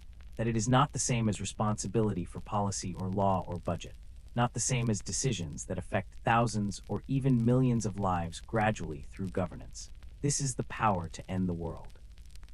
Make the choice that prevents tomorrow from occurring, to be the person who decides whether civilization continues. The weight of this is spiritual, is existential, is the burden that presses not on the body but on something else, something deeper, something that does not rest when the body rests, because this weight exists in consciousness itself. For Kennedy, who already could not sleep, whose nights were wakeful, whose body refused the mercy of unconsciousness, this burden made the sleeplessness more profound. More absolute, because how does one surrender to sleep when sleep requires releasing control, when sleep means becoming vulnerable? When sleep happens only through the mind's willingness to stop monitoring, stop calculating, stop maintaining vigilant awareness. How do you let go when the thing you might lose while unconscious is everything? Not your life, not your office, but all life, all civilization, all the accumulated human effort that nuclear weapons could erase in the hours you might spend sleeping. The burden lived in him constantly, lived in the awareness that accompanied every moment, that colored every experience. That made even the brief respites, the swimming, the rocking, the rare moments of reduced pain incomplete, because part of consciousness was always tracking this reality, always aware that somewhere in the world, nuclear weapons waited, that the Soviet Union had similar arsenals. That miscalculation or misunderstanding or simple human error could trigger exchanges that would end in mutual annihilation, that he stood between civilization and its potential ending, that his judgment mattered in ways judgment had never mattered before, that if he chose wrong, there would be no opportunity to correct the error, no second chances, no recovery, just ending. Some believe this made his sleeplessness worse. That the chronic inability to rest was compounded by the impossibility of releasing vigilance, that his body's refusal to sleep and his mind's refusal to surrender to unconsciousness reinforced each other, created a feedback loop, where physical exhaustion and existential burden combined into something that was more than the sum of its parts, into a state where rest became not just difficult but conceptually impossible. How do you sleep when sleeping means releasing the watch? When consciousness feels like the only barrier between civilization and its ending, when your awareness seems necessary even though rationally you know that others watch, that systems exist, that you personally monitoring every moment is not required or possible. The rational knowledge did not eliminate the felt need, did not make the surrender easier, did not allow rest to come. Whispers tell us that he would sometimes go to the situation room in the middle of the night, would leave the residence where sleep would not come, would descend to the basement where military communications were maintained, where intelligence reports arrived continuously, where the world's threats were monitored by staff who worked in shifts so that someone was always alert, always watching. He would read the reports, would examine intelligence, would check on situations that were developing or might develop, would reassure himself that the world had not ended while he attempted sleep. That civilization persisted, that the nuclear arsenals remained unused, that the systems designed to prevent accidental launch or unauthorized use continued functioning. The visits were not necessary. The staff did their work competently, but he came anyway, driven by the need to know, to see, to verify personally what sleep required, taking on faith. The Cuban Missile Crisis brought this burden to its absolute extreme. Brought the theoretical possibility of nuclear war into concrete immediacy, brought the calculations and contingencies and careful plans into the realm of actual decision, of choices that must be made now, of judgment that would determine whether civilization survived.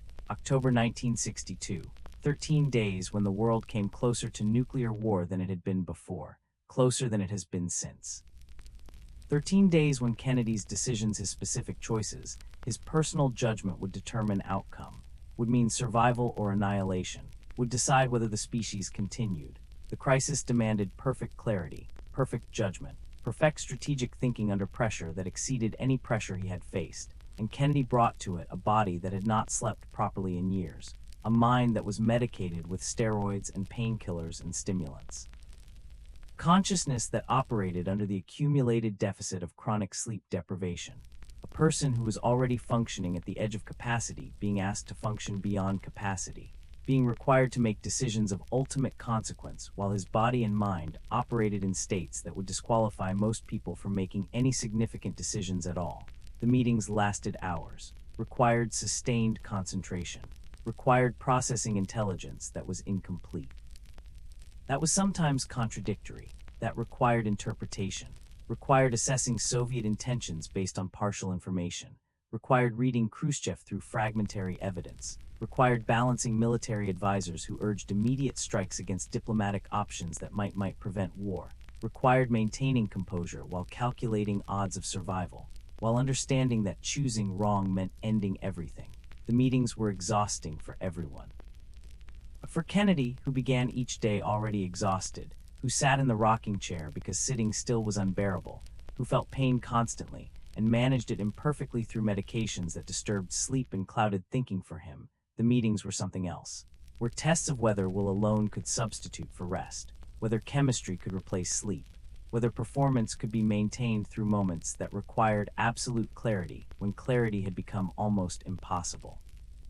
He took injections before critical meetings, took stimulants to maintain alertness that his body wanted to relinquish, took pain medication to allow sitting through hours-long sessions without visible suffering. The chemical balance required to function was constantly adjusted, was constantly managed by doctors who understood they were not treating illness in any normal sense, were managing an impossible situation. We're keeping someone functional through a crisis that demanded perfection when perfection was beyond what his condition allowed.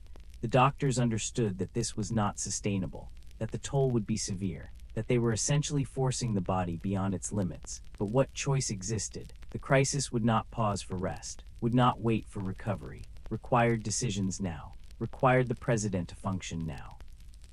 Required whatever interventions allowed him to meet the demands that could not be avoided or postponed. Later analysis would show that he chose well, that the decisions made during those 13 days prevented war, that the blockade was the correct option, that the diplomatic backchannels worked, that stepping back from the brink was possible even when it seemed impossible. That the outcome, Soviet missiles removed from Cuba, American missiles quietly removed from Turkey, crisis resolved without firing weapons that would have triggered escalation that would have ended in mutual annihilation, was optimal given the constraints. The decisions were correct. History judges them so. The world survived because he chose well, because his judgment under impossible pressure was sound. Because even exhausted, medicated, in pain, sleep-deprived, functioning on chemistry rather than rest, he still managed to assess correctly, still managed to choose wisely, still managed to navigate the most dangerous moments with clarity that prevented catastrophe. But what was the cost? Not to the world survived, the cost was avoided. But what was the cost to him? To the body that was already failing, to to the mind that was already operating beyond sustainable capacity.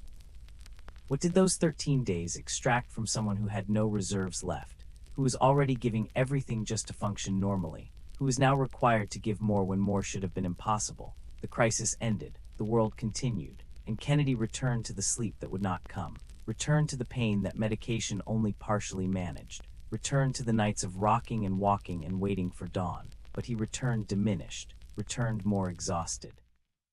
Returned having used something that could not be replaced, having burned resources that were finite, having asked of his body and mind more than they had left to give.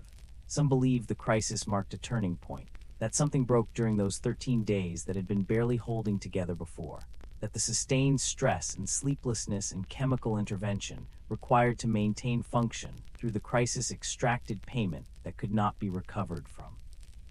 That after October 1962, the decline accelerated, that the toll became visible to those who knew how to look, that the performance became harder to maintain, that the gap between what was required and what the body could provide grew wider. The evidence is subtle, is not dramatic, is simply the quiet observation that after the crisis he seemed more tired, more drawn, more dependent on the interventions that allowed function. The medications increased. Doctor visits became more frequent. The concern of those closest to him intensified. Something had shifted, something had been spent that could not be replenished. The burden that daylight could not lift continued after the crisis ended, continued through the year that remained before Dallas. The nuclear code still traveled with him, the football still followed, the weight still pressed, the responsibility still existed, the awareness that his decisions could end everything remained constant. Remained the background against which all other suffering occurred. The pain could be managed somewhat, the sleeplessness could be endured, but the burden, the knowledge of what power he held, what consequences his choices carried, this could not be set down, could not be shared, could not be managed through medication or swimming or any intervention except the ending of the presidency itself. And that ending was years away, or should have been years away, or would have been years away except that Dallas came. And with it, release from burden that had grown unbearable, release from responsibility that had required more than he had to give, release from the weight that daylight could not lift and that darkness made heavier. The burden remains in memory, remains in the historical record, remains in the understanding that someone carried this weight while barely able to carry their own body's weight. That someone made decisions of ultimate consequence while consciousness operated in states that should have precluded decision-making. That someone maintained judgment while judgment was compromised by every factor that can compromise judgment: pain, exhaustion, medication, chronic illness, sleep deprivation that had accumulated over years into a deficit that could never be repaid. The burden was carried, the decisions were made, the world survived, but the cost was extracted from the person who carried it. From the body that bore it, from the consciousness that maintained it through effort that left nothing in reserve. The burden that daylight could not lift, that pressed equally in darkness and light, that existed in waking and in the sleeplessness that replaced sleep, that was with him constantly until Dallas released him, until burden and bearer both were suddenly, violently gone. The weight remains, recorded in history, preserved in memory, testimony to what was required and what was paid, the burden. The responsibility, the impossible weight carried by someone who should not have had to carry it, who carried it anyway, who bore it until he could bear it no longer, until the burden and the life ended together. The weight, the cost, the price of standing between civilization and its ending while barely able to stand at all. Forever remembered, forever testimony, forever the burden that daylight could not lift.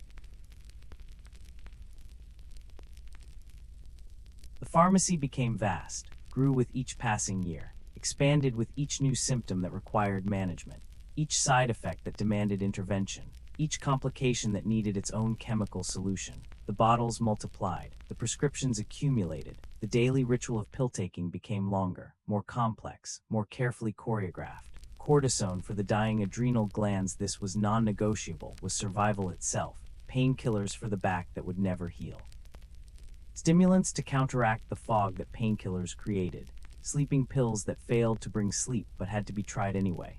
Antibiotics for the infections that came frequently that his suppressed immune system could not fight alone. Medications for the colitis that made digestion painful. Antihistamines for allergies. Testosterone to counter the effects of steroids. Thyroid medication for the gland that also failed to function properly. The list grew, became pages long. became a pharmaceutical symphony that required conducting, that required precise timing and careful balance and constant adjustment. It is said that each medication carried a voice, not literally, not in the sense of audible speech, but in the sense that each chemical created its own presence in consciousness, its own quality of being, its own alteration to how existence felt from inside.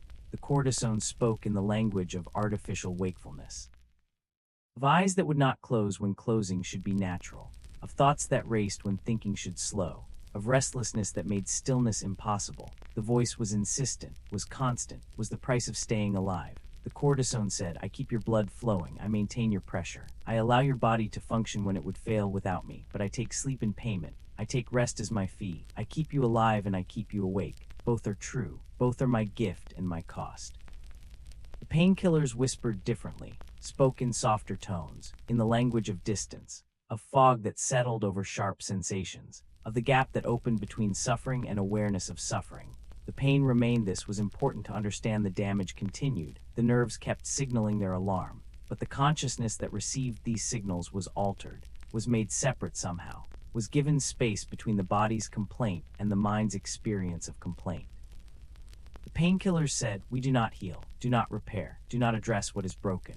We only create distance, only make the suffering feel farther away, only allow you to function despite what continues beneath our chemical veil. We are merciful in our way, but mercy is not cure, distance is not healing, and we bring our own costs: the fog, the dulling, the way we make all sensation less immediate, less vivid, less real. And then the stimulants, these spoke loudly.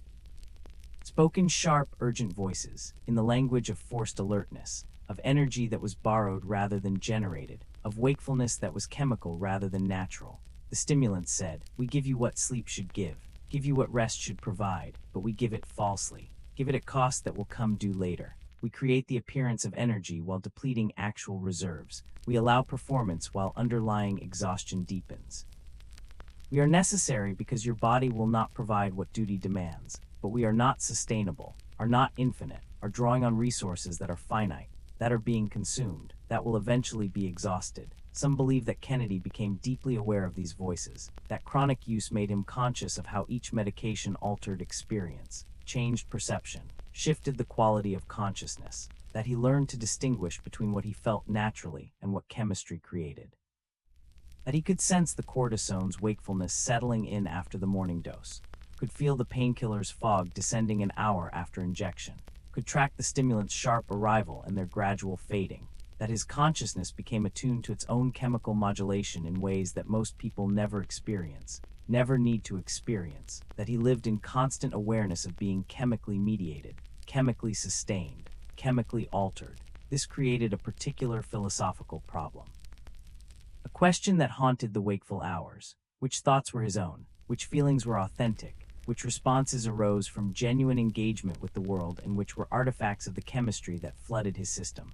When he felt confident, was that genuine assessment of situation, or was it the steroids creating false certainty? When he felt calm despite crisis, was that wisdom, or was it the painkillers creating emotional distance? When he felt alert and focused, was that true clarity, or was it the stimulants forcing his exhausted brain into artificial wakefulness?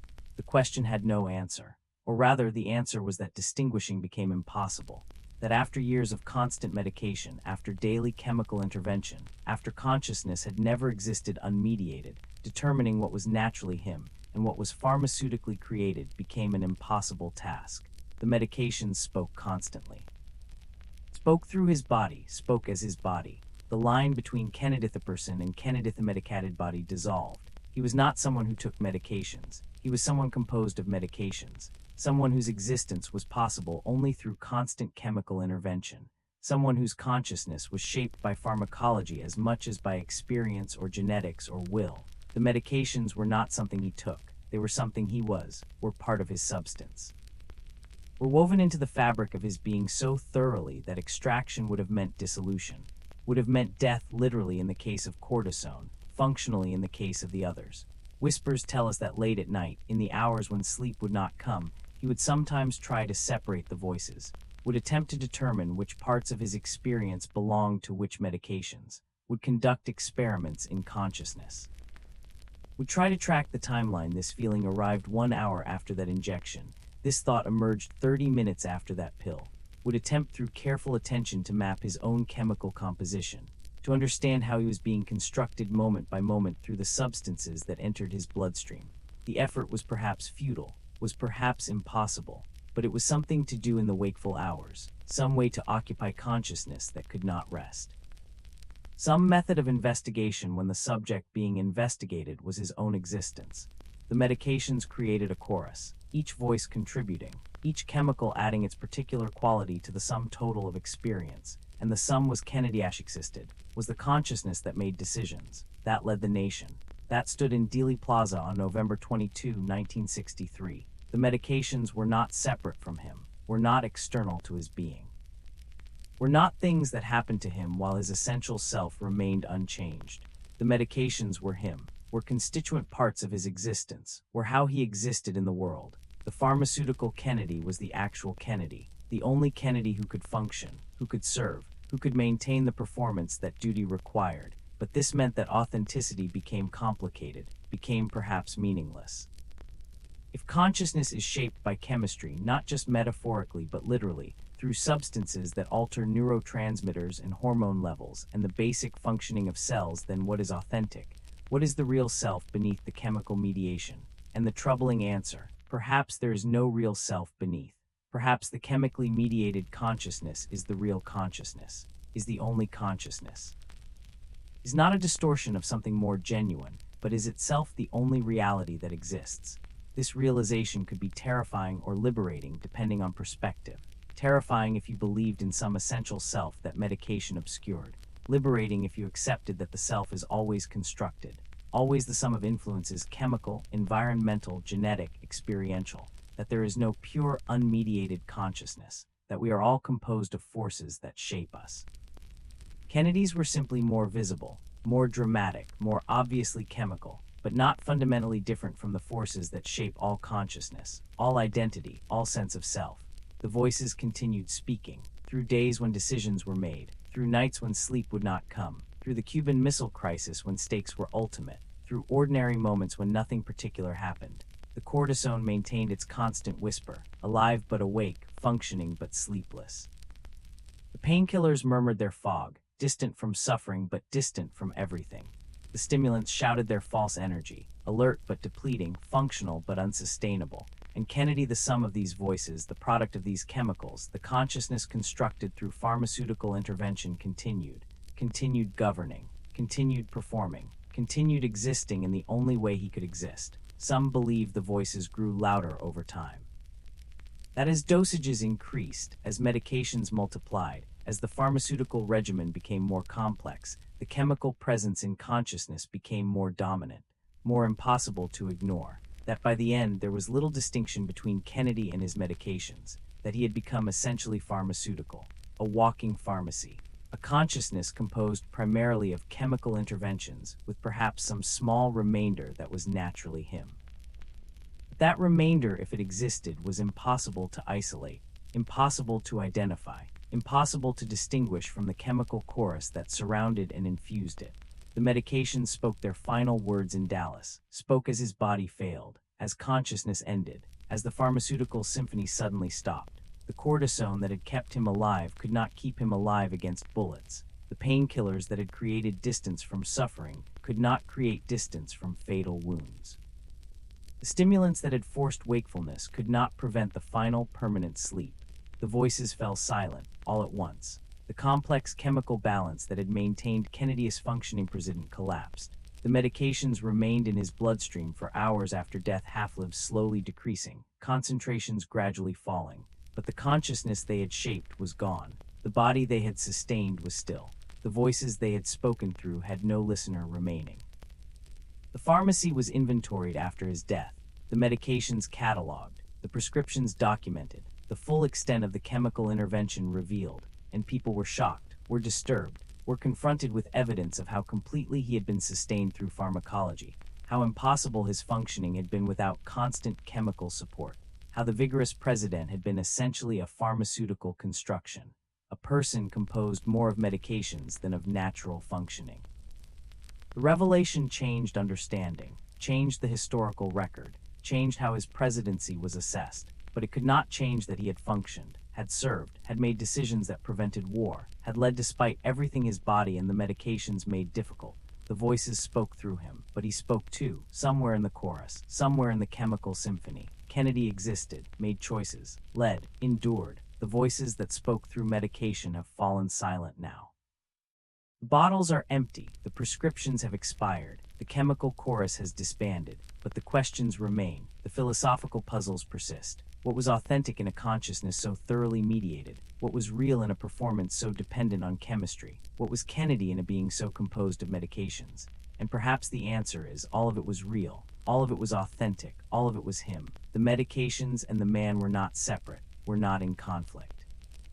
We're not opposed forces, we're integrated, we're unified, we're the single being who served as president, who suffered privately, who maintained the performance until the performance ended. The voices spoke, through him, as him, and he listened and spoke back, and existed in dialogue with the chemicals that made his existence possible, until Dallas silenced everything, until the voices stopped, until the medications could no longer sustain what they had sustained so long. The pharmacy closed. The voices ended, and Kennedy, compound of chemistry and consciousness, product of medications and will, being composed of both and neither and something more than either. Kennedy became memory, became history, became the testimony to what can be born, what can be sustained, what consciousness composed of pharmacology can achieve before chemistry fails and silence comes. The voices spoke. Now they are remembered, forever asking which words were his, which were the medications. And forever answering, the distinction was always meaningless. They were one. They were him, the voices, the medications, the man, all together, all real, all authentic in their way, all silenced now, but speaking still through memory, through the record, through the preserved understanding that consciousness can be chemical and authentic simultaneously, that medication can be substance and self both, that the voices that spoke through him were him speaking. Forever, the pharmaceutical president, the medicated consciousness. The man composed of chemistry, speaking still, through silence, through absence, through the memory of voices that once sustained a life that should not have been sustainable, but was until it ended. The voices, the medications, the man, forever speaking, forever silent, forever both. Image was powerful, was politically necessary, was what allowed him to defeat an older opponent in 1960, was what allowed him to project future rather than past, to embody change rather than continuity, to represent the promise that a new generation could lead with energy that previous generations had lost. The contrast was deliberate, was carefully constructed, was the foundation of the campaign. Kennedy young and vigorous, Nixon tired and drawn. The famous debates made this visible, made it undeniable. The camera showed Kennedy confident, rested, energetic, showed Nixon pale, sweating, uncomfortable. The visual contrast created political reality, created the perception that became truth, that youth and vigor would replace age and exhaustion, that the future was arriving to displace the past. But creating this image required sacrifice, required the man behind it to disappear into the myth so completely that retrieval became impossible.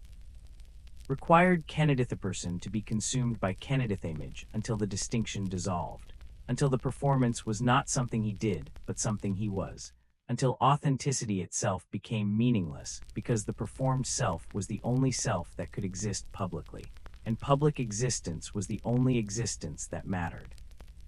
The private man, the one who suffered, who could not sleep, who took dozens of medications daily, who wore a steel brace beneath his suits, who could barely walk some mornings. This man had to be erased, had to be made invisible, had to cease existing in any way that public awareness could access. It is said that this erasure was not sudden, was not accomplished in a moment, was gradual, was the accumulated result of thousands of small concealments.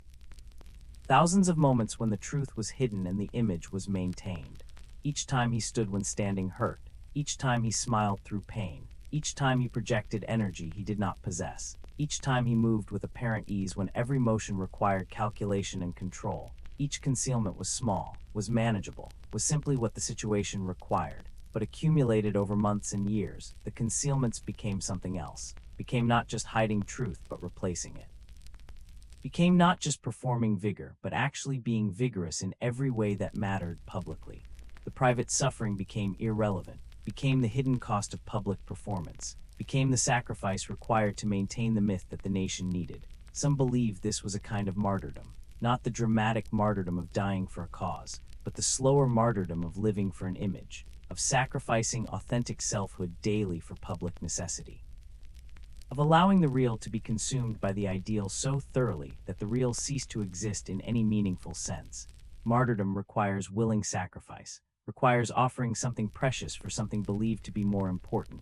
Kennedy offered his authentic experience, his right to acknowledge suffering, his ability to exist as someone who was sick rather than someone who performed health.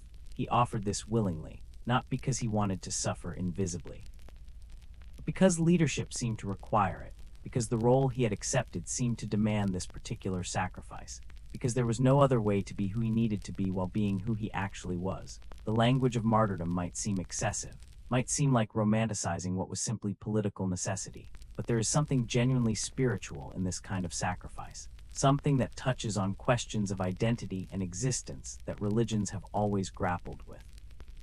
What does it mean to lose yourself, to give up authentic being for a role that serves others, to allow the self you experience privately to be made invisible so that the self others need can shine? These are questions of spiritual sacrifice, of death and resurrection, of the person who dies so that something else, something needed, something valuable, something that serves a purpose larger than individual existence can live. Kennedy died daily in this sense. Died to his suffering each morning when the transformation ritual began, when medications were taken and injections given and the back brace strapped tight, when the performance began and the suffering man became the vigorous president. This was resurrection in reverse, was not rising from death to life but descending from authentic life into performed existence, was not triumph over suffering but concealment of it, was not healing but hiding, and yet it served, it functioned. It allowed leadership that would have been impossible if truth had been spoken, if suffering had been acknowledged, if the myth had not been maintained. Whispers tell us that the cost of this sacrifice was loneliness, was the particular isolation that comes from being seen only as image, from having no one who knows you as you actually are, from existing always as performance. His wife knew some of the truth, his doctors knew more, but even they could not fully access his experience, could not feel his pain, could not inhabit his consciousness as it was shaped by medications and exhaustion and the constant effort of maintaining appearance contrary to reality. He was alone in the full knowledge of what the performance cost, was alone in the experience of being simultaneously the vigorous president and the suffering man, was alone in the gap between what appeared and what was. This loneliness was profound, was the loneliness of being unseen, of being known only as myth, of having no space where authentic self could simply exist without calculation or concealment or constant vigilant maintenance of image. The myth required his destruction because myths cannot coexist with messy human reality, cannot allow the acknowledgement that heroes are also humans who suffer, who fail, who need help, who cannot always be strong. Myths require simplification, require the removal of contradictions, require that the image be clean and clear and uncomplicated by the kinds of difficulties that actual humans face. Kennedy the myth was vigorous, energetic, youthful, healthy, strong. Kennedy the man was chronically ill, exhausted, medicated, in pain, barely functional. These two cannot exist in the same space, cannot both be acknowledged, so one must be sacrificed, must be erased, must be made invisible so the other can shine. The man was sacrificed for the myth, was destroyed so the image could live. But destruction is perhaps too simple a word, implies too much violence, too much conflict. The relationship between Kennedy and his image was more complex, more collaborative. He participated in his own erasure, chose it, maintained it, protected it. The image was not imposed on him against his will, was not something that happened to him while his authentic self struggled against it. The image was his creation, his decision, his willingness to sacrifice private truth for public necessity. He was both martyr and priest, both victim and executioner, both the self that was destroyed and the force that destroyed it. This complexity makes judgment difficult, makes it hard to say whether what happened was tragedy or triumph or something that partakes of both. Some nights in the wakeful hours, perhaps he wondered which was real, the suffering man or the vigorous president, the private pain or the public strength. Perhaps he stood before mirrors, literal or metaphorical, and tried to determine which reflection showed truth, which self was authentic, whether the performance had become so complete that it was no longer performance, whether the myth had consumed him so thoroughly that he had become the myth, whether there was any remainder, any part of him that was not image, not construction, not performance. And perhaps the answer that came in darkness was disturbing. Was the realization that the distinction no longer mattered, that he had become what he performed, that the myth and the man had merged into something singular, something that was both and neither. The myth succeeded. This is what makes the story complete, makes it tragedy or triumph depending on perspective. The image of Kennedy's vigor persists, lives in historical memory, lives in the photographs of touch football and sailing, lives in the speeches that project confidence and energy. Lives in the cultural memory of Camelot, the brief, shining moment of youth and promise.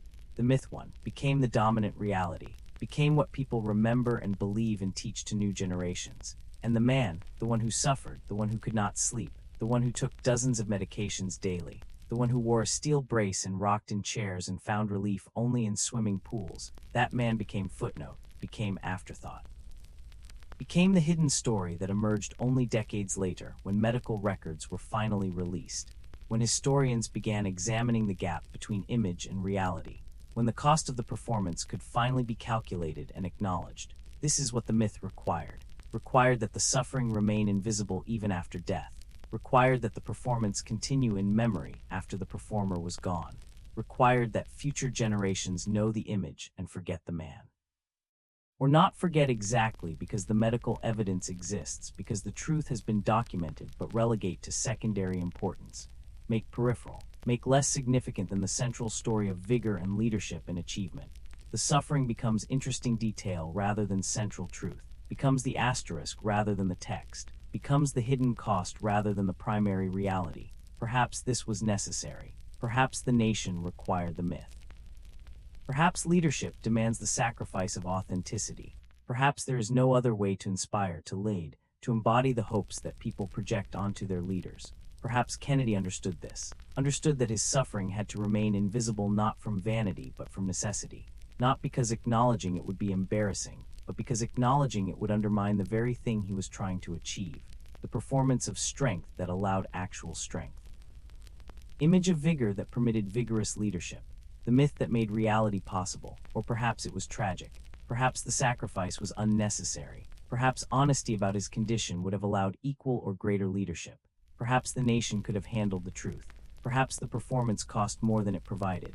Perhaps Kennedy died not just in Dallas but daily, gradually, through the slow consumption of authentic self by performed image for a myth that was not worth the price. Perhaps the vigorous president could have existed alongside the suffering man.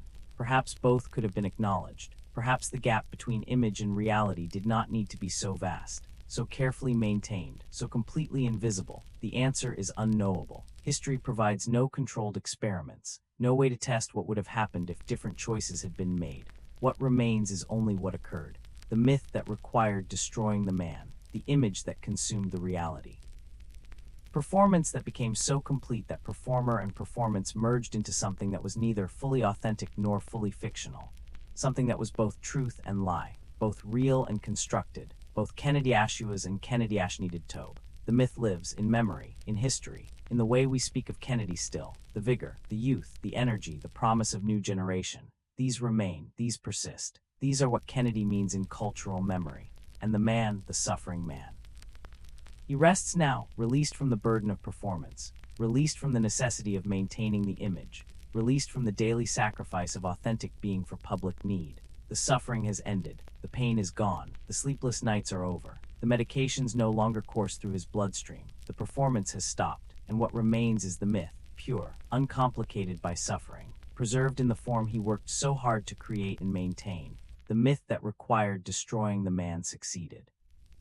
The man was destroyed, the myth endures, and somewhere in that success, in that persistence, in that continuation of image beyond the life that sustained it, perhaps the sacrifice was justified, perhaps the cost was worth paying, perhaps the man who suffered would accept that his suffering served purposes that made the suffering worthwhile. Perhaps, we cannot know, can only witness that the myth succeeded, that the image persists.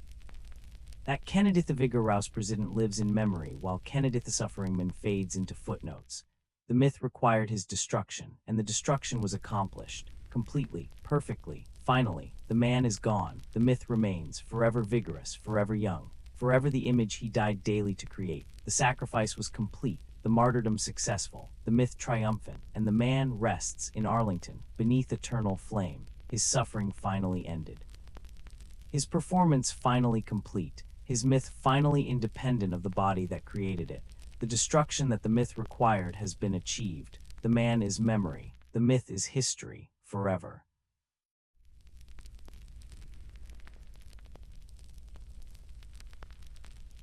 November 22, 1963, the last morning, the final dawn after another night that had not brought sleep. The pattern was the same as always, had been the same for years, waking though waking implies sleep to wake from, and there had been only the half-conscious state that passed for rest in his existence, rising from bed where the body had lain but had not recovered, beginning again the ritual that transformed the suffering man into the vigorous president, the medications, the injections. The back brace strapped tight around his torso, the careful dressing, the practiced smile, the performance beginning one more time, not knowing it would be the last time, not knowing that today the performance would finally end, that the body's long struggle would conclude, that sleep permanent, absolute, beyond waking would finally come. Fort Worth that morning, the hotel where the night had passed, another hotel room in another city, the endless succession of places that looked different but felt the same. Where sleep would not come regardless of location, where pain persisted regardless of surroundings, where the medications worked or failed to work with the same irregularity, where the body continued its complaint and the performance continued its response. Dallas was ahead, a motorcade through the city, crowds to greet, hands to shake, the constant work of being seen, of projecting vigor, of maintaining the image that had consumed so much, that had cost so much. That continued requiring everything he had to give.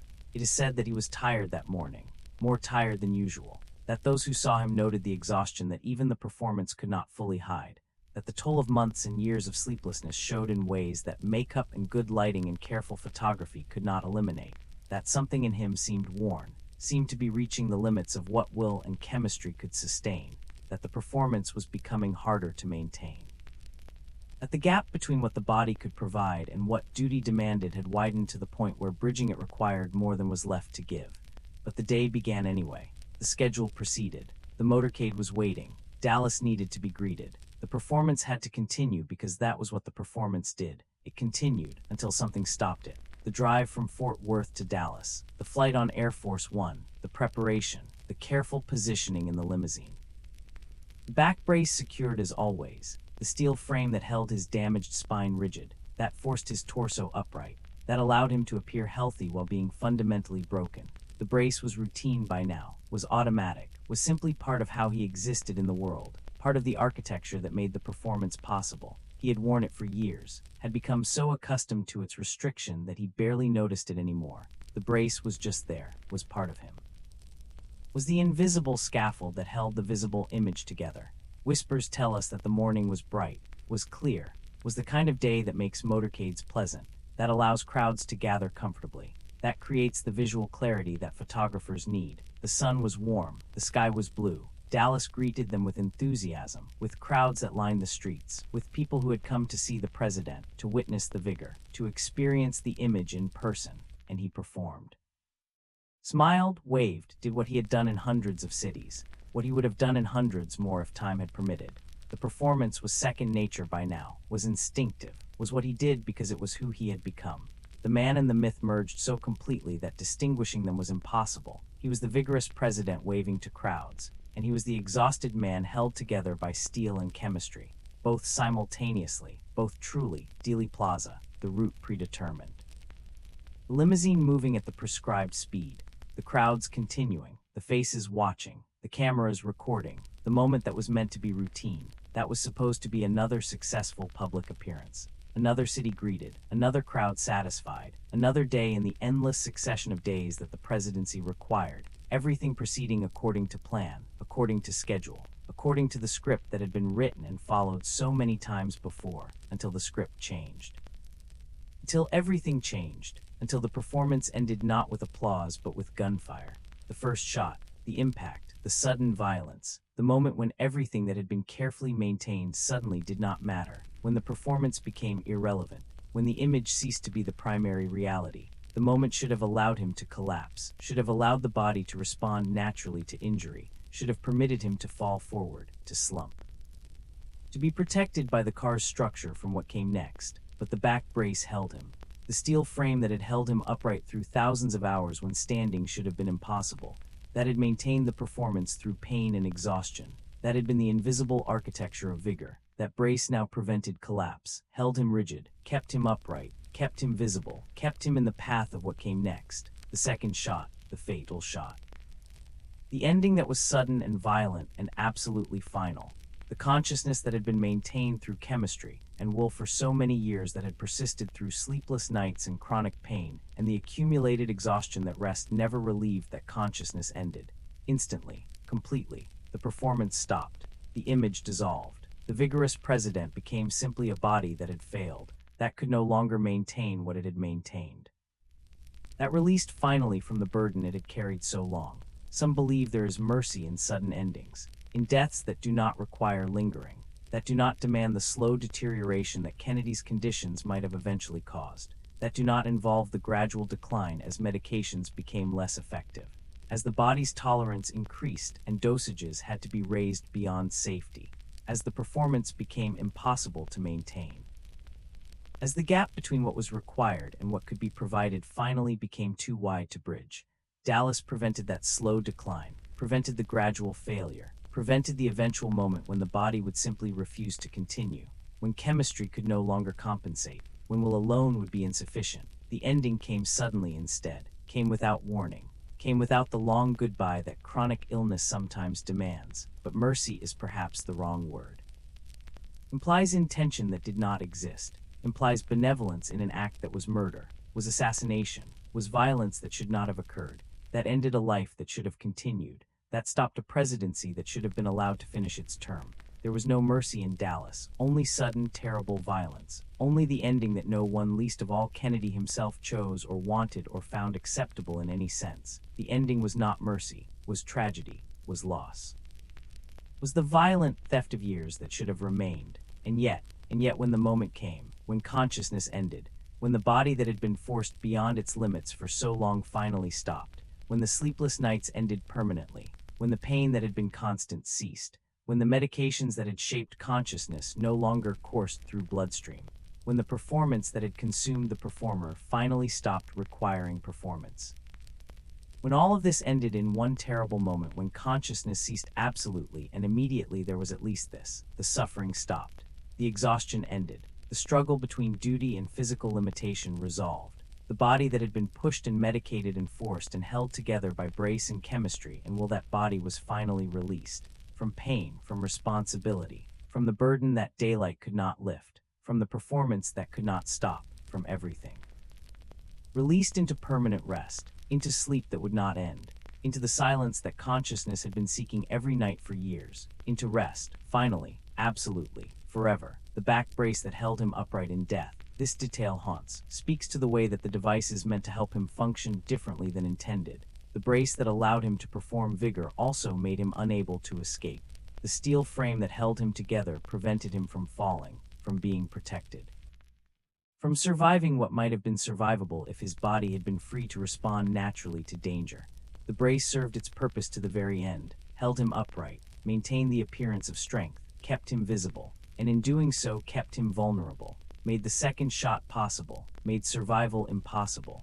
The device that had been essential to the performance became part of what ended it. The steel that held him together could not protect him, could only hold him in place while everything ended. He was 4 to 6 years old, young by any measure, young especially for a president. The image of youth that had been so central to his political identity was accurate in this sense. At least he died young, died before the chronic conditions had time to progress to their natural conclusions, died before the accumulated effects of medications became visible, died before the performance became impossible to maintain, died while still at least outwardly vigorous, while still able to project the image that had mattered so much, that had cost so much, that had consumed him so completely. The death preserved the image in a way that continued life might not have, preserved Kennedy as vigorous president rather than allowing Kennedy as feeling body to emerge. Dallas froze him in time, in youth, in the image that he had worked so hard to create and maintain, made that image permanent, made it historical, made it the memory that would persist. The sleep that came too late came permanently, came as the ending of consciousness rather than its temporary suspension, came not as the relief that rest brings, the refreshment, the restoration, the return to wakefulness renewed, but as the permanent absence of waking, as death rather than sleep in any ordinary sense. And yet there is kinship between sleep and death. Both are surrender of consciousness. Both are release from the day's demands. Both are states where performance ceases, where suffering pauses, where the exhausted body is allowed to simply be without the constant effort of maintaining itself.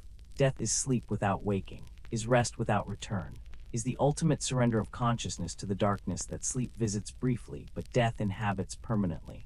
Kennedy had been seeking sleep for years, had been trying through medications and swimming and the rocking chair and every other intervention to find rest that his body would permit. Had been waiting through long nights for dawn to come, had been enduring consciousness when consciousness should have released him, had been forced to remain awake when every part of him wanted to rest. The sleep he sought never came in the form he wanted, never came as the gentle descent into unconsciousness that restores and refreshes, never came as the mercy that healthy bodies receive nightly, but it came eventually, came in Dallas, came not as rest but as ending. Came too late to provide what he needed, the restoration that would allow him to continue, but came finally, absolutely, permanently. The vigil ended, the wakefulness ceased. The consciousness that could not rest found rest. The sleep that had been denied so long arrived, too late but complete. The waiting ended, the struggle stopped. The long night of his sleeplessness concluded in the permanent night that requires no dawn, no waking, no return to performance, just silence, just stillness, just sleep, forever.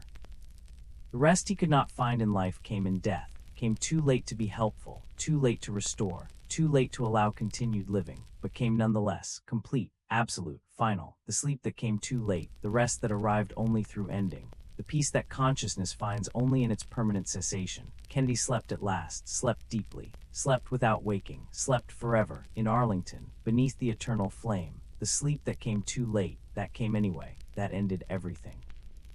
That released him, that brought the rest that life could not provide, the terrible mercy of permanent sleep, the awful gift of final rest, the ending that stopped the suffering, stopped the performance, stopped everything, the sleep, the rest, the silence, forever.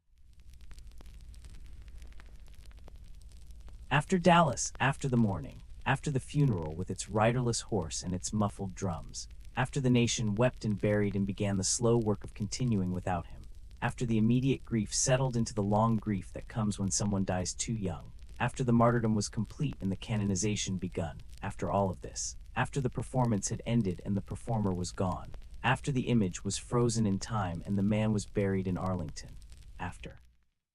The questions began, the slow questioning that comes when shock fades and analysis becomes possible, when grief permits investigation, when loss allows examination of what was lost. The questions came slowly, carefully, respectfully at first, then more insistently, then with the determination that drives historical inquiry when the stakes are high and the answers matter. What was the truth? This was the fundamental question, the question beneath all other questions. What was the truth about the man who had been president, about his health, about his suffering, about the gap between what appeared and what was? The question was not simple curiosity, was not merely historical interest, was urgency born from recognition that if the performance had been this complete, if the gap between image and reality had been this vast, then perhaps everything needed re-examination. Perhaps the presidency itself needed understanding differently. Perhaps leadership required rethinking if leaders could be this sick while appearing this healthy, this damaged while projecting this strength, this medicated while performing this clarity. It is said that the truth emerged slowly, piece by piece, fragment by fragment, first in whispers among those who had known, who had been close enough to see past the performance, then in memoirs published years later by staff who felt the obligation to record what they had witnessed. Then in medical records that were finally unsealed, finally released to historians who could examine them, who could catalog the medications, who could document the extent of the illness, who could measure the gap between the vigorous president and the suffering man. The truth came in stages, came reluctantly, came only when enough time had passed that revelation would not seem like betrayal, would not dishonor memory, would serve historical understanding rather than sensationalism. The medical records were shocking, even to those who expected to find evidence of illness. The extent of the pharmaceutical intervention exceeded what most imagined possible. The number of medications, the dosages, the complexity of the regimen required to maintain basic function. cortisone in multiple forms, oral, injectable, topical, testosterone to counteract the steroids, thyroid medication, antibiotics for chronic infections. Painkillers including codeine, Demerol, methadone, procaine injections directly into muscles, stimulants including amphetamines, medications for colitis, for allergies, for sleep though the sleep medications failed to bring sleep. The list went on, page after page, prescription after prescription, the accumulated evidence of a body that could not function without constant chemical support, without daily, hourly intervention. Without the pharmaceutical symphony that allowed performance while the body slowly failed beneath the surface.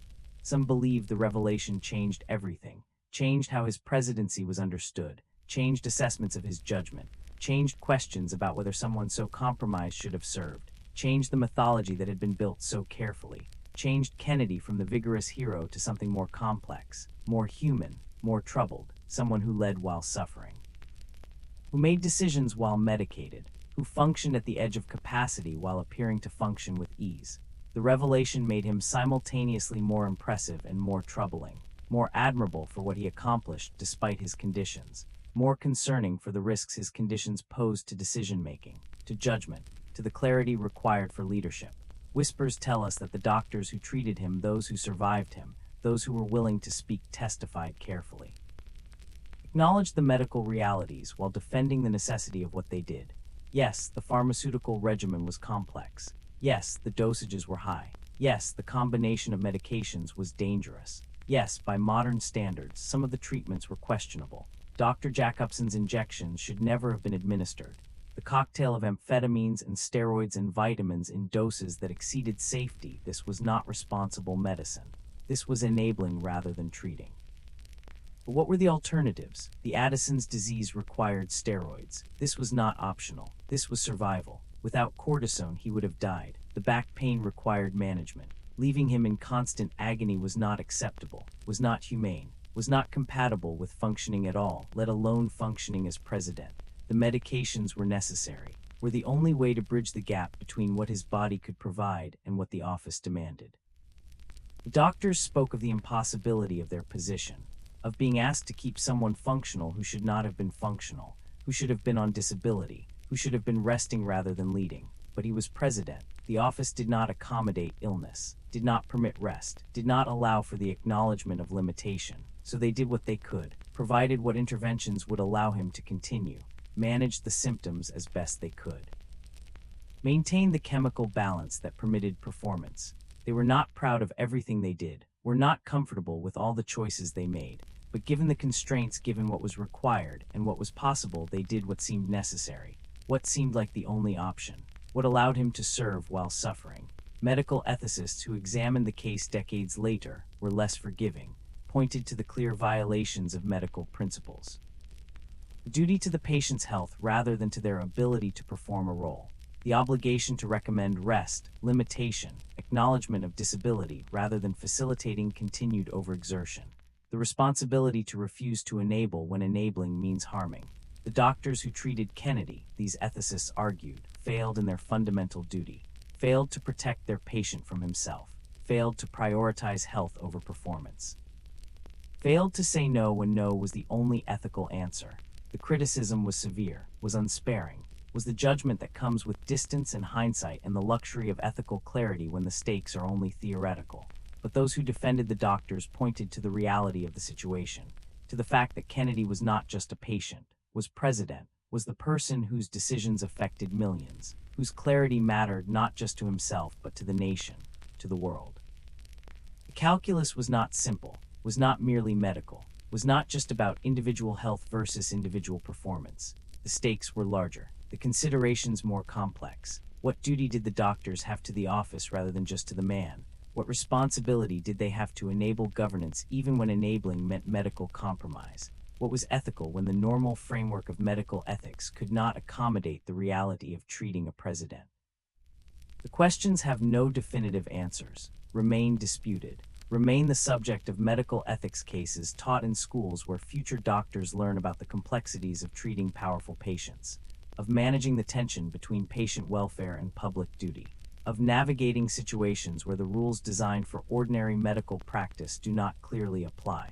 The The Kennedy case becomes teaching tool, becomes cautionary tale, becomes the example of what can go wrong when medical judgment becomes entangled with political necessity, when doctors serve the office rather than the person, when performance becomes more important than health. Some believe that the revelation of Kennedy's conditions should have come earlier, should have been disclosed during his lifetime, that the public had right to know, had right to understand that the person leading them was chronically ill, was heavily medicated, was functioning at the edge of capacity. That voters deserved this information when making decisions about leadership, that democracy requires transparency about the health of those who govern, that concealing the extent of Kennedy's suffering and the pharmaceutical intervention required to maintain him was fundamentally dishonest, was betrayal of democratic principles, was deception that undermined informed consent of the governed. Others argue that the concealment was necessary, that disclosure would have been disabling, would have prevented his service, would have made governance impossible because every decision would be questioned, every judgment would be doubted, every action would be viewed through the lens of his medications and conditions, that the performance, however costly to him, personally allowed effective leadership that honest disclosure would have prevented, that sometimes the gap between public image and private reality serves purposes that justify the deception. That Kennedy's concealment of his suffering was necessary sacrifice for effective governance, was what leadership sometimes requires, was the price of being able to serve while sick. The debate continues, will continue, has no resolution because the values in tension: transparency versus effectiveness, honest disclosure versus practical governance, individual health versus public duty cannot be easily reconciled, cannot be weighted definitively, cannot produce answers that satisfy everyone. The Kennedy case remains contested, remains the example that different perspectives interpret differently. That proves different points depending on which values you prioritize. That demonstrates the impossibility of clear ethical judgment when competing goods and competing harms exist simultaneously. But beneath the ethical debates, beneath the medical analysis, beneath the historical examination, beneath all the words that have been written and spoken about Kennedy's health and the decisions made to manage it, beneath all of this lies something simpler, lies the human reality that precedes ethical judgment, lies the fact of suffering, the fact that one person endured years of pain and sleeplessness in medication and performance, that one consciousness inhabited a body that would not cooperate, that would not rest, that would not be well, that required constant intervention just to function minimally. That this was his lived experience regardless of whether it should have been disclosed or concealed, regardless of whether the doctors acted ethically or unethically, regardless of whether he should have served or should have stepped down. The suffering was real, was his daily existence, was what he endured privately while maintaining publicly the image that the nation needed. This suffering matters not just as historical fact, not just as evidence for ethical debates, not just as data point in discussions about presidential health disclosure. The suffering matters as human experience, as testimony to what can be borne, as evidence of endurance that exceeds what seems possible, as reminder that consciousness can persist through conditions that should make persistence impossible, that can sustain performance when the body provides no foundation for performance, that humans are both more fragile and more resilient than we imagine, more limited and more capable, more bounded by physical reality, and more able to transcend those boundaries through determination and necessity, and the refusal to be stopped by what should stop us.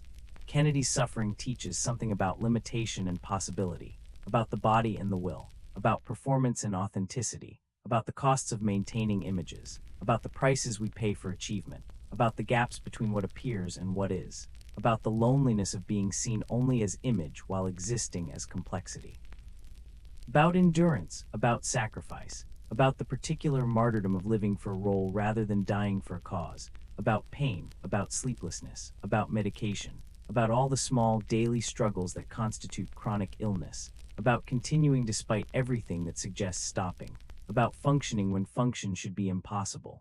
The silence that holds the question is the silence after speaking, is the space after all the analysis and debate and examination, is the place where questions remain even after answers have been offered. The question beneath all questions: what does it mean? What does Kennedy's suffering and concealment and performance mean? What does it teach? What does it reveal? About leadership, about humanity, about the relationship between private suffering and public role, about what we ask of those who govern, about what they give, about whether the transaction is fair or exploitative or necessary or tragic. Silence holds these questions without resolving them, holds them in the space where certainty cannot reach, where easy answers fail, where the complexity remains irreducible, where Kennedy exists still in memory, in history, in the continuing examination of what his presidency meant and cost and achieved.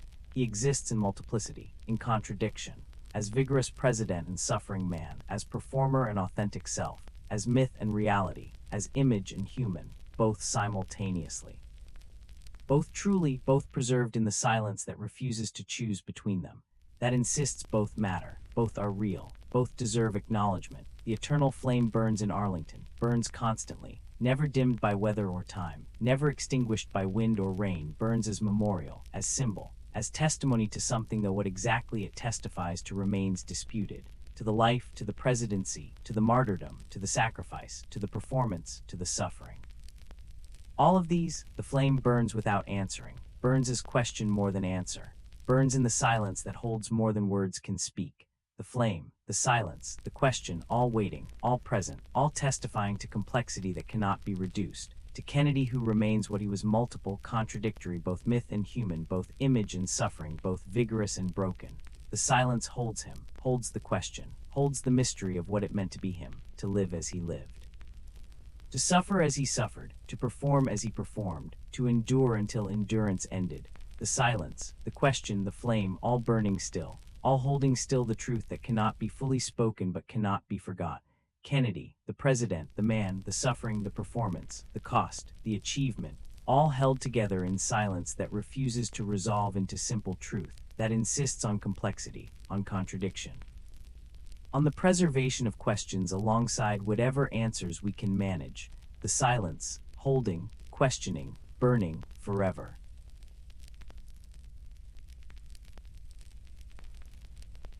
In the end, what remains is the image of a light burning in a window, a single rectangle of illumination against the darkness of Pennsylvania Avenue, a beacon that spoke not of vigilance chosen but of rest denied, of consciousness that continued when consciousness should have released its hold, of one person moving through rooms designed for repose but offering none.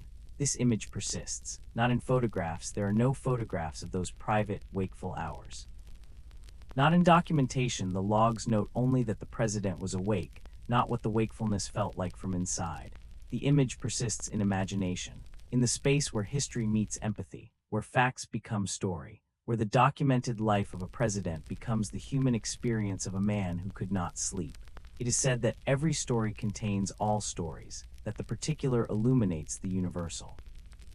That Kennedy's sleeplessness speaks to something larger than his individual suffering, speaks to what it means to inhabit a body that will not cooperate with what the spirit demands, to carry burdens that consciousness cannot set down, to perform strength while experiencing weakness, to maintain images that contradict felt reality, to endure. These are not just Kennedy's experiences. These are human experiences that his extreme circumstances magnify, make visible, make impossible to ignore or dismiss. His sleepless nights become every sleepless night. His pain becomes pain itself. His performance becomes the performances we all maintain.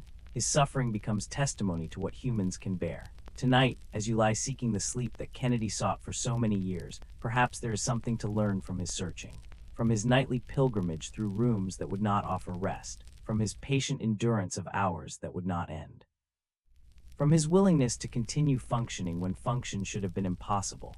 Not that suffering should be glorified, not that endurance is always virtuous, not that performance should consume the performer, but that humans contain more capacity for continuation than we imagine, that we persist through conditions that seem impossible, that consciousness endures, that the body, even when failing, keeps going, that tomorrow comes even after nights when tomorrow seems impossibly distant. Whispers tell us that the rocking chair still exists, sits in museum storage or recreated offices. The wood that held him, the cushions compressed by his weight, the frame that rocked through countless vigils. The chair is empty now, has been empty for decades, will remain empty, but it holds memory, holds the impression of the body that required its specific mercy, holds testimony to the small comforts that make large suffering bearable. To the ancient motion that has soothed humans since humans discovered that movement eases what stillness makes unbearable. The chair waits, patient, silent, testimony to nights that were survived, to hours that were endured, to the gentle back and forth that substituted for sleep's comfort when sleep itself would not come. The pool still exists too, though not the same pool. The White House pool was eventually covered, filled in, made into press room. But pools exist. Water still offers what it offered him. Still holds bodies that gravity makes heavy. Still provides the suspension where spines can decompress, and muscles can release, and consciousness can find brief respite from the constant negotiation with pain. The water remembers, not his water specifically, not those particular molecules that held him, but water itself remembers what water does, continues offering its mercy, continues allowing temporary weightlessness, continues being the element where suffering briefly recedes. Where the body can remember what it might have been, what it could be, what it was briefly, before gravity reclaimed it. Some believe that understanding Kennedy's suffering changes how we understand leadership, changes what we ask of those who govern, makes us more aware of the costs of public service when combined with private pain, makes us question whether we should demand such performances, whether the gaps between image and reality should be permitted to grow so large. Whether transparency about limitation would strengthen rather than weaken governance, whether we do disservice to leaders and to ourselves by requiring them to appear invulnerable, to project strength that may not exist naturally, to maintain images that demand destruction of authentic selfhood. The questions are important, are worth asking, are part of Kennedy's legacy as much as the policies he enacted or the crises he managed. But perhaps understanding Kennedy's suffering also teaches something simpler, something more immediate, something that applies not just to presidents but to all who suffer privately while functioning publicly, who maintain performances while experiencing pain, who endure sleepless nights while projecting rested competence, who inhabit the gap between what appears and what is. Kennedy's story is extreme, is dramatic, is amplified by the stakes of presidential decision-making and the intensity of public scrutiny. But the fundamental experience of suffering that must be hidden, of performance that must be maintained, of the loneliness of being unseen, this is not unique to presidents. This is human experience that many know, that chronic illness teaches, that pain instructs, that exhaustion reveals. Kennedy's suffering was his own, but it speaks to something shared. Something universal in the human condition of inhabiting flesh that sometimes fails us, that sometimes will not provide what we need, that sometimes refuses the mercy of rest. Tonight, in whatever room you occupy, seeking sleep that may come easily or may require patience, perhaps there is comfort in remembering that you are not the first to lie awake, not the first to watch darkness slowly thin toward dawn, not the first to feel exhaustion that will not become unconsciousness. Kennedy walked before you through wakeful hours. Others walked beside you in their own darkness. The experience of sleeplessness is solitary, is lonely, is the consciousness that continues when it longs to stop, but it is also shared, is common, is part of what humans experience. You are alone in your wakefulness, but you are not alone in the experience of being alone in wakefulness. The paradox offers small comfort perhaps, but small comforts matter, especially in darkness, especially at 3 in the morning. Especially when sleep will not come and the hours stretch ahead impossibly. The medications that Kennedy took no longer exist in those exact formulations. Medicine has advanced, treatments have improved. What was managed crudely then is managed better now. But the fundamental challenge remains, the challenge of inhabiting bodies that require constant chemical support, that function only through pharmaceutical intervention, that exist in the gap between what nature provides and what chemistry supplements. The voices that medications speak, the presence they create in consciousness, the alterations they make to experience these persist. The questions about authenticity in chemically mediated consciousness remain relevant, remain unresolved, remain part of what it means to live in an age where consciousness can be shaped through substances that enter bloodstream and cross into brain and change the quality of existing. Kennedy lived this question, made it central to his being. Became testimony to what it means to be composed of chemistry, to be sustained through pharmacology, to exist as both natural and artificial simultaneously, the performance that consumed the performer, the myth that required destroying the man, the image that was maintained at such cost. These are Kennedy's particular story, but they point to something larger, to the prices we pay for achievement, to the sacrifices required for public roles, to the ways that meeting external demands sometimes means neglecting internal realities, to the cost of being seen only as what we produce or perform rather than as who we are in our complexity. Kennedy's performance was extreme, was total, was consuming. But the fundamental dynamic of being valued for what we do rather than who we are, of maintaining images that don't fully reflect experience, of performing versions of ourselves that serve others' needs, while our private selves remain unseen, this is not unique. This is part of how many people experience existence in a world that demands performance, that rewards image, that requires presentation of strength, even when strength is borrowed or performed or maintained at great cost. As this long night of storytelling ends, as these hours of exploration conclude, as we prepare to release consciousness towards sleep, yours and mine, listener and speaker both seeking the rest that Kennedy sought, perhaps the final lesson is simply this: we endure. Humans endure. We carry what we must carry. We suffer what we must suffer. We perform what we must perform. We continue when continuation seems impossible. We find small mercies: a rocking chair, a swimming pool, a medication that helps even as it harms, a moment of rest even when sleep will not come. We survive through combinations of will and chemistry and necessity, and the simple fact that the alternative to continuing is unacceptable. We are both weaker and stronger than we imagine, more limited and more capable, more bounded by physical reality, and more able to transcend those boundaries when transcendence is required. Kennedy endured until he could not endure longer, functioned until function ended, performed until the performance stopped. His endurance was remarkable, was testimony to human capacity for continuation beyond what seems sustainable, but it was also simply endurance, simply what he did because it was what the situation required, because the office demanded it, because the burden could not be set down, because stopping was not an option he could accept. He was not superhuman, was not special in any metaphysical sense, was simply human, simply someone who continued because continuing was what remained when all other options were exhausted. His endurance teaches because it is both extraordinary and ordinary, both impressive and simply what humans do when faced with impossible situations, both remarkable and utterly common. The eternal flame burns in Arlington, burns through rain and wind and the changing seasons, burns as memorial, as symbol. As the light that never dims in honor of the life that ended too soon, but perhaps it burns also as reminder, as testimony to all the nights when Kennedy's light burned when it should not have burned, when consciousness continued when it should have released, when wakefulness persisted through hours designed for sleep. The eternal flame echoes those wakeful hours, makes permanent the temporary lights that marked his insomnia, makes sacred the profane suffering of sleeplessness, makes memorial the private struggle that public life required remain hidden. The flame burns, and in its burning remembers, holds, testifies, not just to his death, but to his life, to the wakeful life, to the suffering life, to the performing life, to the enduring life, all held in flame that continues, that persists, that burns without rest, like consciousness that could not rest, like the body that could not stop, like the performance that continued until it could not continue, the flame, eternal.